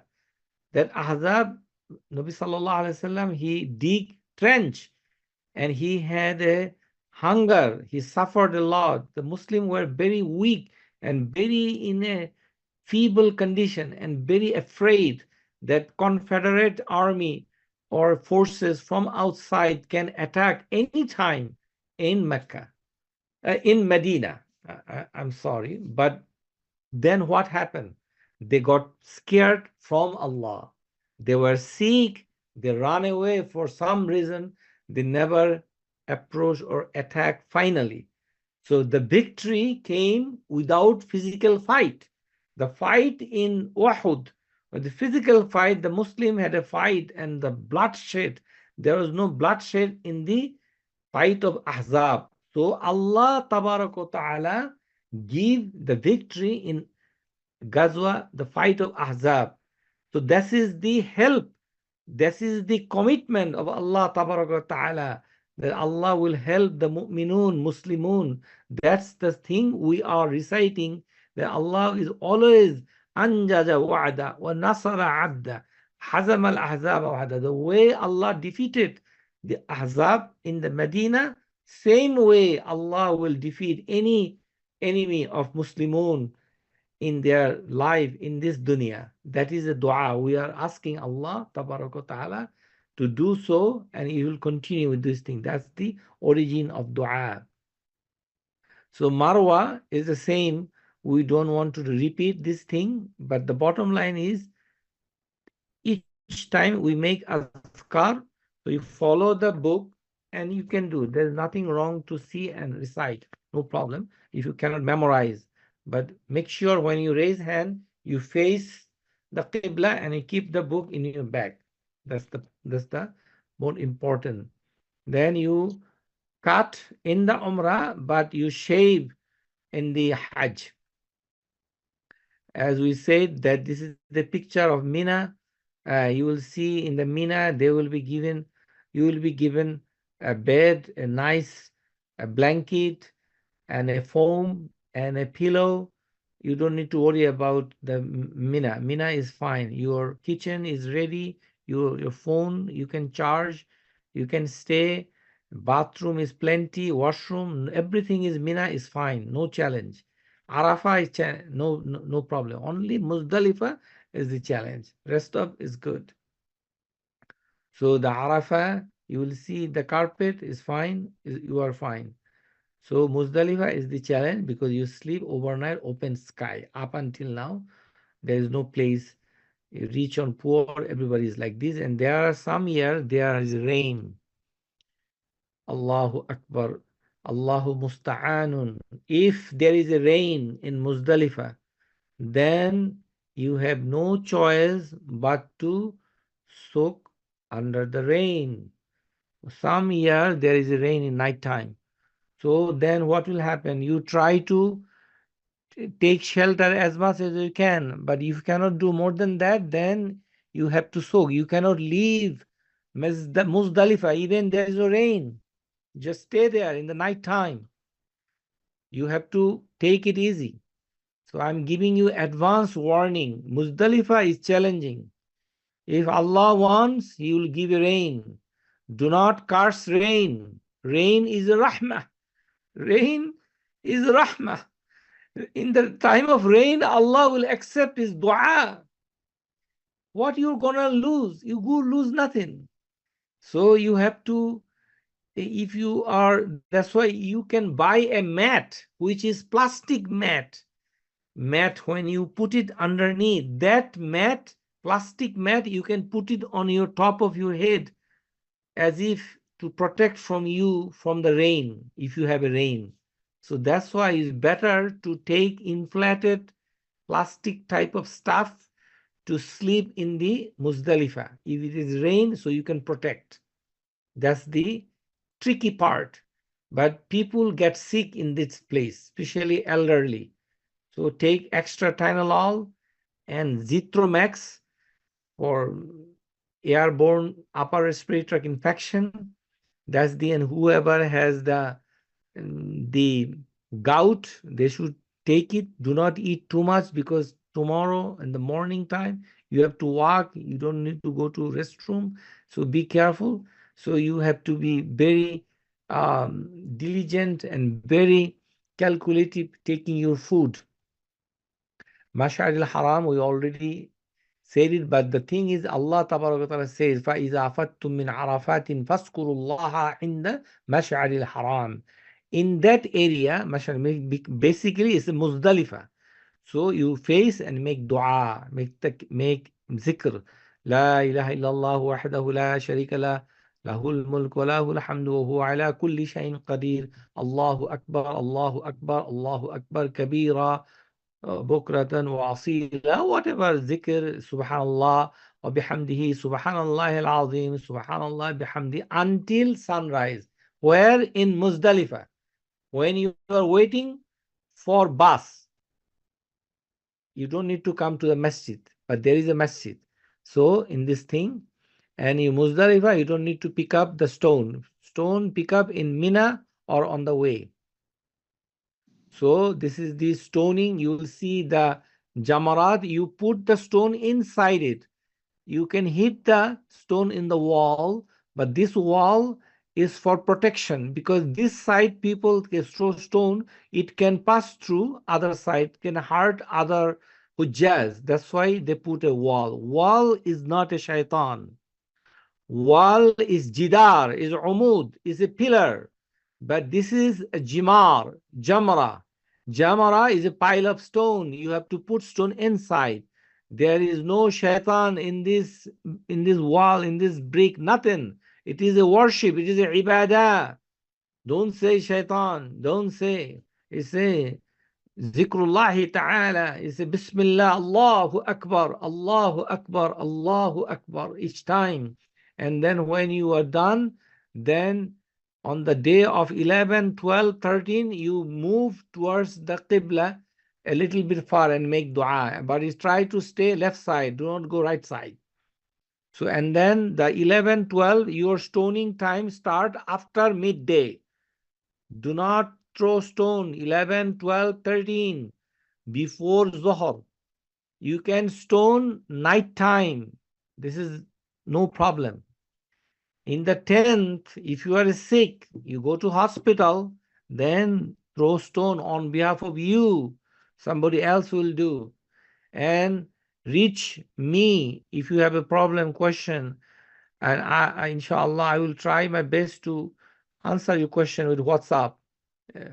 So this is the slaughterhouse in Mina. In this slaughterhouse, I'm just putting the ayat of Quran. Allah Ta'ala saying, "Fakulu minha wa at'imul ba'isa wal faqir."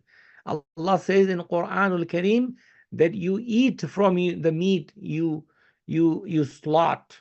And that's the point. That's why I put it.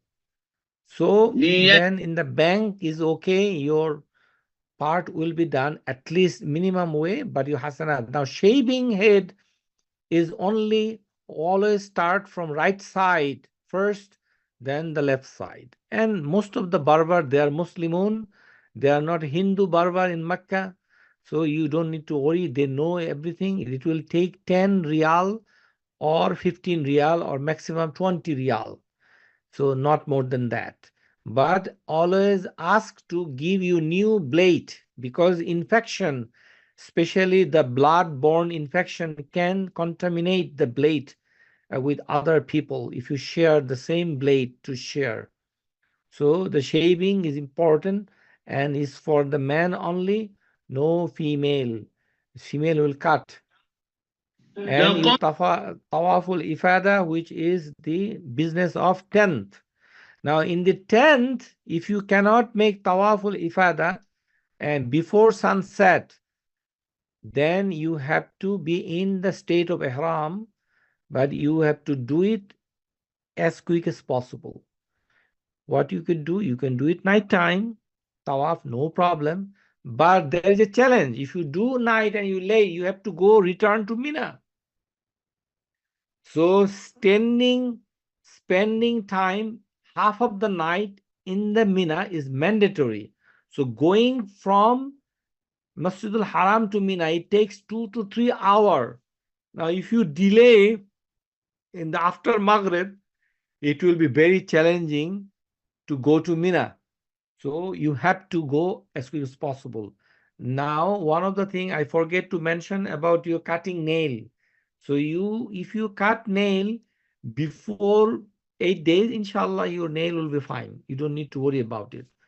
But if there is a mosquito or anything it touch, you can kill it, no problem, inshallah ta'ala. Don't worry about dropping hair. It is nothing to do with this.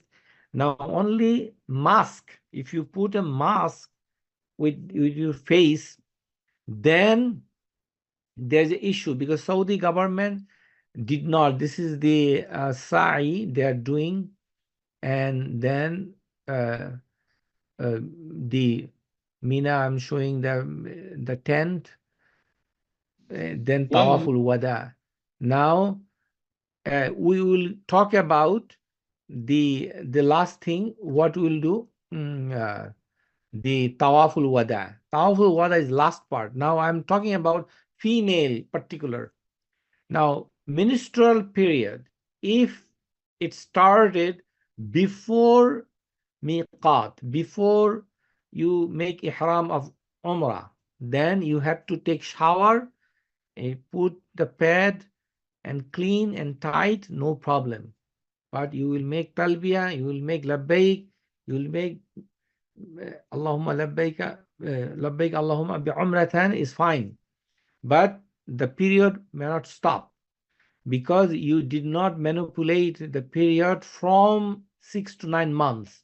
If you want to take birth control, estrogen only pill, then you have to do it long time ago, or progesterone only pill, whatever is suited for you. But it needs time to modulate the period date back and forth. If you know the date of Hajj, and it's a matter of month, as you know. But if you are not available or taking a pill to push the period, then don't do it. Let it come, because it's a nature. That's why Allah Ta'ala created the daughter of Adam. In the Hadith in Nabi Sallallahu Alaihi Wasallam, it is the an issue, an amr is the ibnati Adam. All the daughter of Adam has a period. No problem. No problem. Allah is Basir. Allah watching you. He knows. And He's Alim. He knows your condition. So you keep doing. But you have to wait when you are out of ihram, out of period. Now, out of period is determined by two things. One is no discharge at all, or a discharge without color. That's the point. Do not take pill when you start menstruating that will not stop unless you do D and C.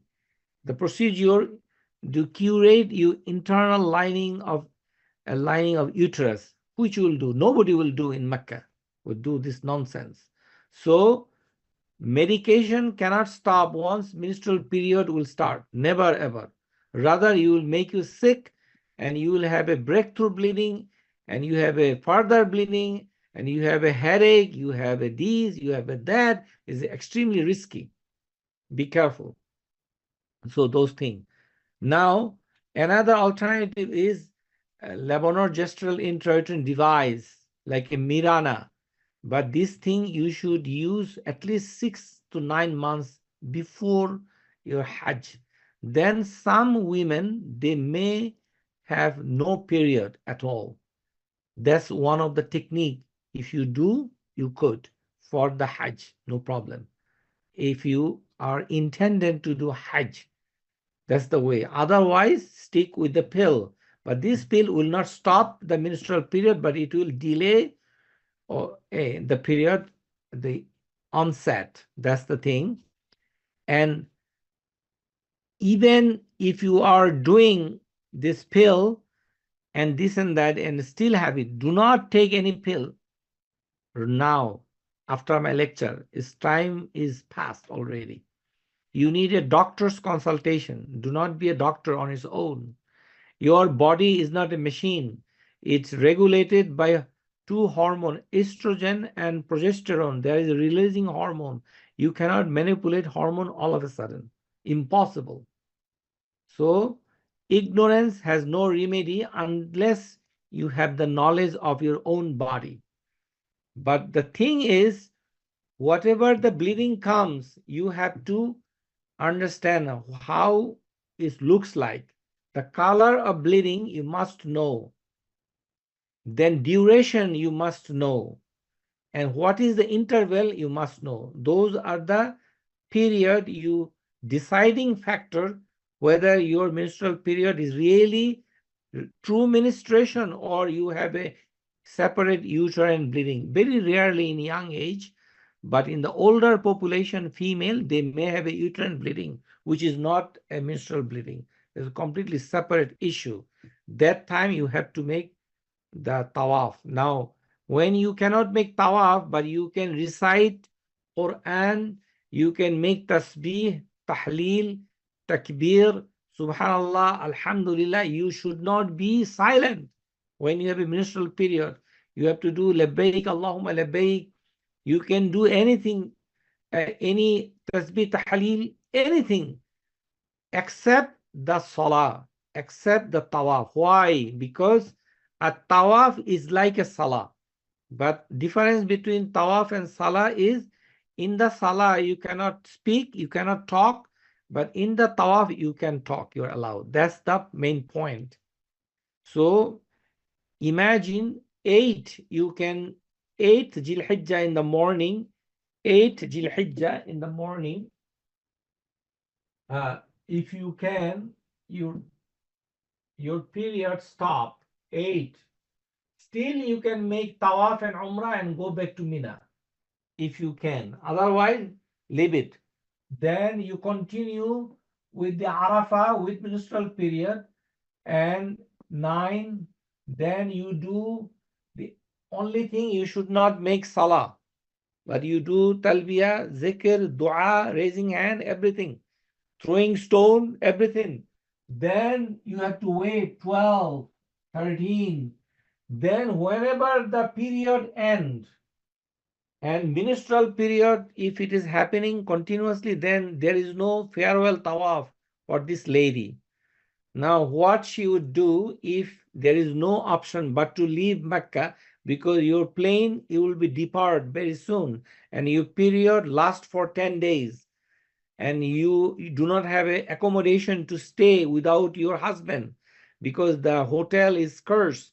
Very hardly can find another hotel. So what you should do, then you can wear the pad, take a shower, wear a pad, secure your private area tightly that no drop of the menstrual blood can drop down to the floor of the Masjid al-Haram and you make tawaf. Inshallah, will be fine. Any date before you fly, if you are in the Saudi Arabia, okay? So it's fine. But if you are a pure, then you can do it. But if you do it, then you don't need to repeat. I repeat again. If you did it in case, but then you are on the way of Medina and you got period, your no more period, then you don't need to come back again and make Tawaf al-Ifada one more time. No. If you did it, it's done. But you have a reason. That's a scholar, they said is allowed because he has no option. Okay. So package is nowadays 15 days, 14 days. So if you have a situation like this, so do it accordingly. Okay. But do not take any pill when you are in the Mecca and then mess up your system. Okay. So then I will show you one video how to wear the clothes. That's the last one. Usually when you put it, then I would recommend to take one hand, which is your right hand, right side, should be little bit long. Then you wrap around, and using this time you should put your legs apart so you can move. This guy is doing, that's the way I don't do it. I don't have a video for my video. Inshallah, in future I will do so. But the thing is, the belt is allowed. You put belt, any belt, your belt from your pants is fine, no problem. So then you put the top part. So the two parts. Okay, even though there is some stitches, no problem. Inshallah. So you are done. Alhamdulillah Rabbil Alameen. And this cloth, you don't need to bring it back. If you want to, you could, but there is no special barakah for this thing. So the sandal, we showed the picture that the sandal will be like this for the men, and for women covering your feet absolutely. In the salah also, always the female always wear socks during salah, during tawaf, all the time, inshallah. Another information, the tawaf, if they don't allow tawaf to do with shoes, but if somebody does with shoes, it's okay, it's no problem, because you can pray in also in the shoes, but usually they don't allow to give tawaf in the shoes. But in the sa'i, you can wear shoes. In the sa'i, you don't need to barefoot. You can put shoes, no problem, inshallah. Sa'i, both men and women, because sa'i, there is no restriction. And the women, they cannot put gloves and the cover face. Now, this covering face, misunderstanding. If you cover from the top, like a covering from here, like this, a piece of cloth is allowed. You can, but it's not mandatory. Only thing is, do not put extra makeup. You beautify yourself with fancy stuff, then people will look at you. It's not good. You are earning sin. What you can do, you can wear a nice sunglass. You cover the face, sunglass. You protect your eyes from the sun and you protect yourself. But when you make tahallul al-awwal, after the throwing stone, then you cover your niqab. That's fine, no problem. Only, or you can spray a little bit. That's fine. Then in 2024, Saudi government did not recommend or restrict that you have to put mask. Allahu Alam, we do not know these rules and regulation. Anything could happen before. If it happen, but depends on the government order. If government said that it is a mandatory, then obey the government is a wajib. You cannot violate the command of government. Then you don't need to give fidya if you are wearing mask all the time. But if you do not have any obligation from government, but you are taking extra precaution that you may get sick. You did not take any vaccine for COVID, or you're afraid. You want to put it all the time during the manasik, then you have to give fidya. What is the fidya? You have to go McDonald's or fast food place. There is a fidya section. Just pay for 6 meal. They will feed 6 meal to fidya poor people. They come usually fast food store. In the fast food store, you can find in I think in Arafah, Mina, you will find it, and also in Mecca. Any place you can do it. Just you can do it during the time of one time is enough. One fidya is enough. Then there is no other penalty anticipated. Falling your hair is natural phenomena. If you make any mistake, for example, some brother make a mistake, taking a shower is not a mistake. You can take off clothes, take shower, no problem. But if you make a mistake, you cover your head, you cover your feet for some reason, then whenever you have a reminder, you just remove it. You don't need to pay any fidya because it's unintentional. So don't worry about it. And ibadah is not be done or should not be done with doubt, because doubt is not a condition for ibadat. Do you know that when the month of Ramadan starts, the day of Ramadan is secured. The day before is called Yawm Shak, the day of doubt. It may be Ramadan, may not be Ramadan. If you make fast on that particular day, you are going against Rasulullah sallallahu alaihi wasallam. Why? Because you put doubt in your worship. So doubt cannot make the rule. Doubt can't be a determinant for your fidya. No, this is the behavior of India, Pakistan, Bangladesh. These three countries, these people are doing something which is not allowed, which is not established in Sharia al-Islam. What they will do is, oh, you may have something wrong. You may have some hair take off. You may have these. What is may have? Might have. You don't know. And you give a dam. Dam meaning is slaughter a animal. Why? What's the reason? Only thing you have to make dam if you shave your head completely for sickness. There is no sickness in these days a people could carry from the America to Saudi Arabia to give. So I hope you understand this thing. Only fidya, you give sadaqah, that's fine. So no more complication. And now I will stop my sharing and free floor to ask question if you want. I'm sorry that it is very late, but feel free to ask me question. I'm available, inshallah ta'ala. Any question? You know, you can text me in my cell phone number, is fine, or you can speak. I can hear you, whatever you want. So no question. Okay. Alhamdulillah Rabbil Alameen. No question. They are listening. I hope you learn many things, but if you want to do detail of the manasik, which is very, very dependable, but the best book, it is the Manasik al-Hajj al-Umrah. Is written by Sheikh al-Albani, rahimahullah ta'ala. Then it is an English translation as well, but very rarely you can buy it. But there are other books.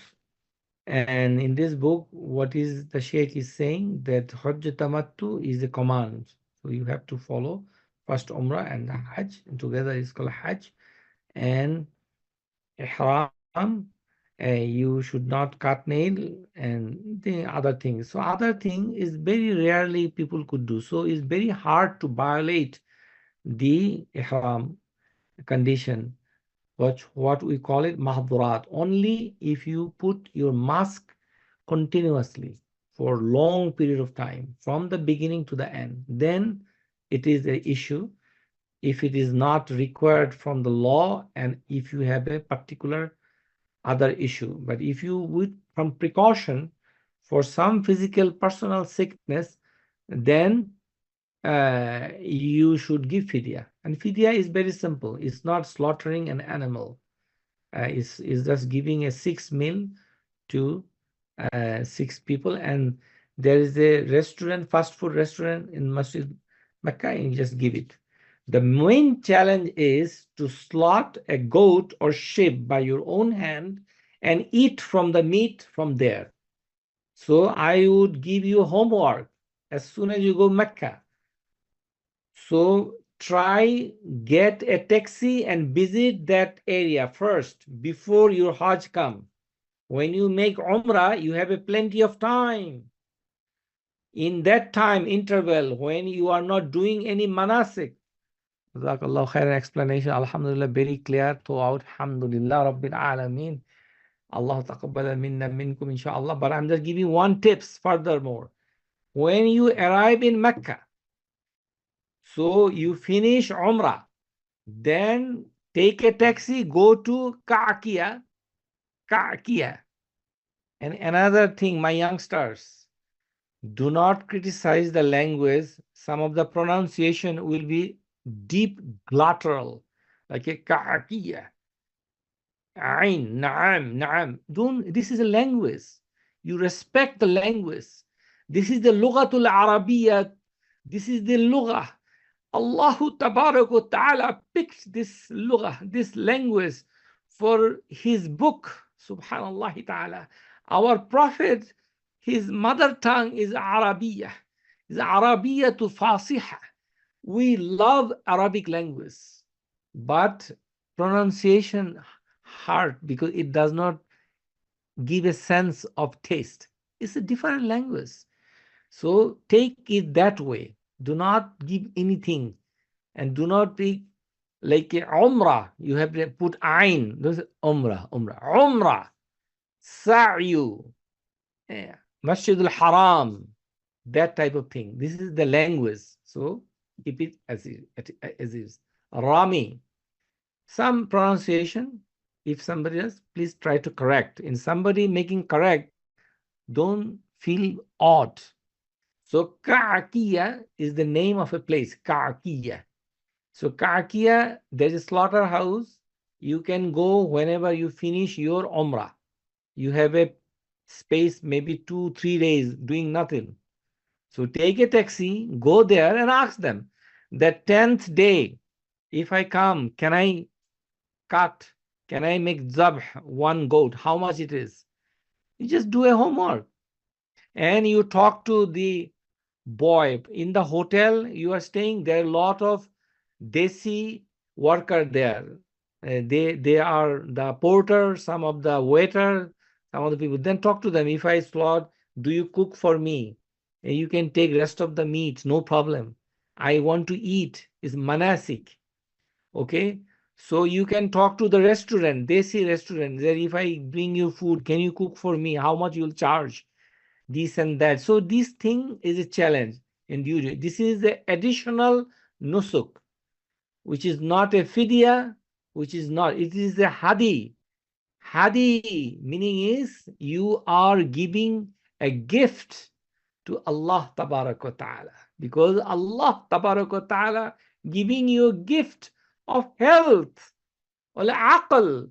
Allah give your cognitive ability that you became a doctor, you became an engineer, you became a professional, you earn money, you love your wife, you love your mom, you love your dad.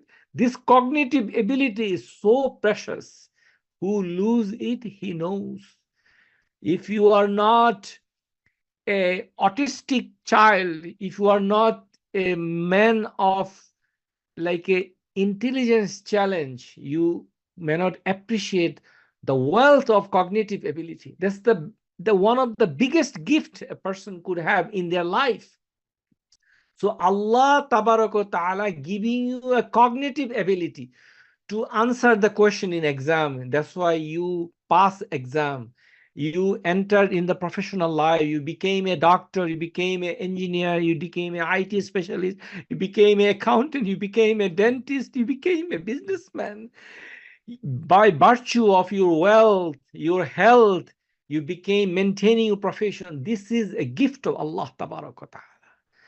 So in this gift, one of the condition of Hajj is anna ada faridatil hajji fi shukrun li ni'matil mal wa salamatil badan. That Allah give you a good health, Allah give you a wealth, and it's a shukrun lillahi ta'ala. It's the expression. And one of the shukr is the zabhu. It is zabh, and this is the way to worship Allah Ta'ala. And another feeling in the Hajj that one day you and me all in Allah yatakallimuna ahadukum bila turjuman. Allah Ta'ala in Yawm al-Qiyamah will talk each of us without any interpreter, without any translator. So he understand every language. This is Allah Ta'ala. So Hajj is the ultimate ibadat, and it is anything before it will be erased. Hajjul Mabrur, laysa lahum jaza illa al-Jannah. The Hajjul Mabrur is the reward is Jannah, and you will be scrapped off all kabair, all sagair. Now, how you do that Hajjul Mabrur? Hajjul Mabrur meaning is al-Makbul, accepted Hajj. How you expect accept? Accept will be the way Rasulullah sallallahu alayhi wasallam commanded you to do so. So why there is a variation in Hajj? Different people does different thing. Because in the our Prophet did in only one time in his lifetime. And after Hajj, he was not survived that many times. So few months or few less than a year or more than a year, he died from this dunya, the worldly life. So there was no time to say further instruction. So it is the last pillar of Islam. It came late, and Nabi Sallallahu Alaihi Wasallam did one time, and he did it from the Umrah and Hajj together. In the old days, during the Umrah, people used to slaughter an animal. But now, Umrah, you don't need to slaughter anything. So then, Nabi Sallallahu Alaihi Wasallam brought animal with him. So he did not get halal. So he ordered the companion to take off their clothes after Umrah, relax. That's why the bigger population was in the time of Nabi Sallallahu Alaihi Wasallam in the farewell Hajj, they became tamattu or Umrah first, then the Hajj. The rest of the people who has the animal, they are stuck in a day, prolonged. You cannot take off the clothes. You have to be in ihram until you do in 10th. So coming and continue. So it's very tough. And it is not a command. It is not a good thing. And another one is Hajjul Ifrad, which is directly make Hajj without Umrah. We do not recommend anyone. It is not a Sunnah to do it. But if you do it, it will be accepted as a minimum. So do not pay attention to do anything. Now, one condition, if you technically, if you want to do Umrah, one more, you can do it, but you have to come out from Miqat. Meaning is, if you are in Mecca and you want to do Umrah, please do so before 8, not after, because you have a hair. So if you have a hair, little bit grow, let it grow. Then you take a train and come to Medina, and then return train, you go to Mecca, then make another Umrah. Possible. But this thing is only specifically from your father or your mom if they did not do it. Extremely personal.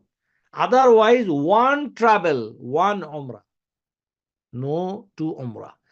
Do not go to Tan'im to make Umrah, because Tan'im is the Umrah, those women who has a menstrual period, they were not able to do Umrah before 8 or within the 8. Those ladies, if their period is end and they are still in Mecca, they can go to Tan'im to do Umrah. Husband can take those lady whose period stop in the time of Tashriq, 8, 9, 10, 11, 12, 13, those 7 days, 6 days, if any time they were out of menstrual period and you are still in Mecca, then you lady can do one Umrah, that the way Rasulullah sallallahu alayhi wasallam allowed Aisha radiallahu ta'ala anha to perform another Umrah after Hajj. So this, and you have to be very mindful, the brother of Aisha traveled with her from the Tan'im. There is a masjid called Masjid Aisha. From there they make Umrah. But you cannot make Umrah if you are a man, because man does not have menstrual period, so they cannot go, period. Or many people go, many here and there. We, Pakistan, Bangladesh, we don't deal with that. We deal with Quran and Sunnah. Do not mess up with the manasik, al-Hajj, al-Umrah. Okay? I think you understand. Other people will do. Do not argue. Last advice. I am giving you an open challenge. Each and everyone will face many odds during the travel journey to Baitullah al-Haram. What are the odds? Disturbing from the fellow traveler, fellow Hujjaz, losing temper, arguing, problem in hotel, problem in car, problem in taxi, problem your wife, problem from the husband, problem from the children. Do not lose your temper, because this thing is very common in the Hajj time. Why?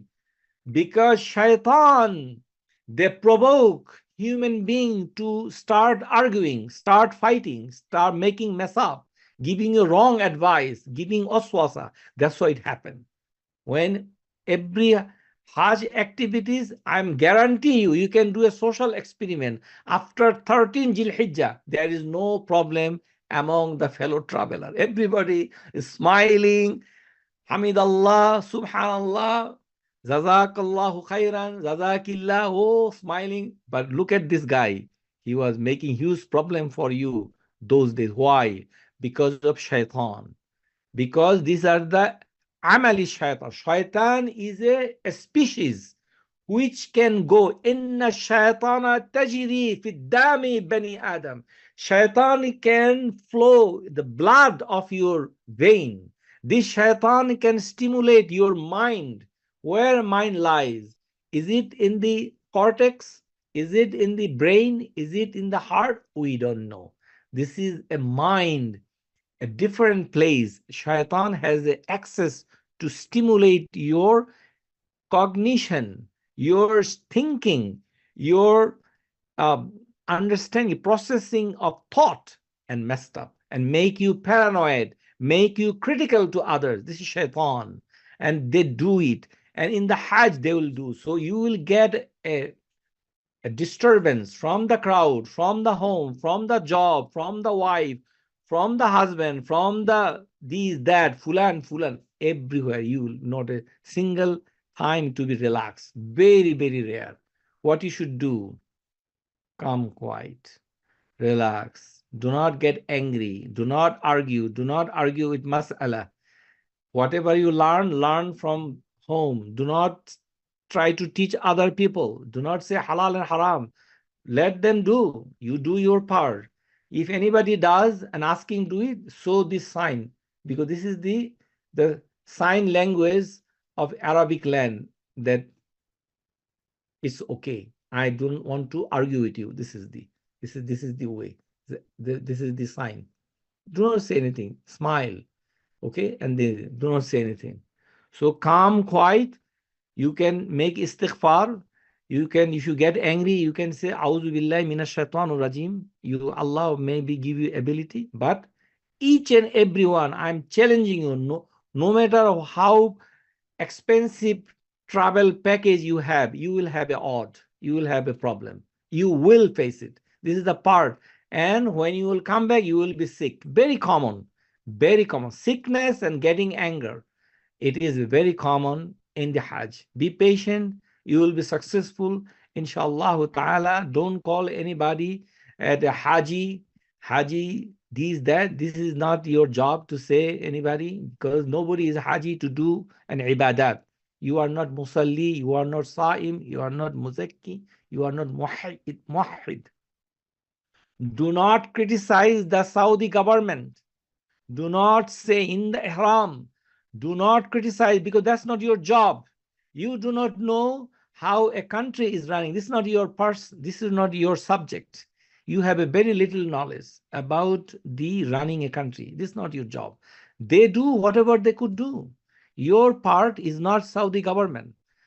Your part is doing ibadat. You came, oh, Saudis, these, that. Waste of time. Do not take Khaleda, Hasina, and other country politics, this and that. This is not a part of wala rafasa, wala fusuka, wala jidala fil hajj. If you do so, then Allah will give you a hajjul mabrur.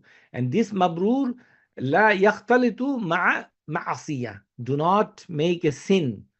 And whatever the sin, you know already, so do not put any sin during the Hajj. Come home safe. وآخر الدعوانا أن الحمد لله رب العالمين. السلام عليكم ورحمة الله وبركاته. Subscribe to our YouTube channel, Know Tawheed First, and press the bell icon to get new video notifications.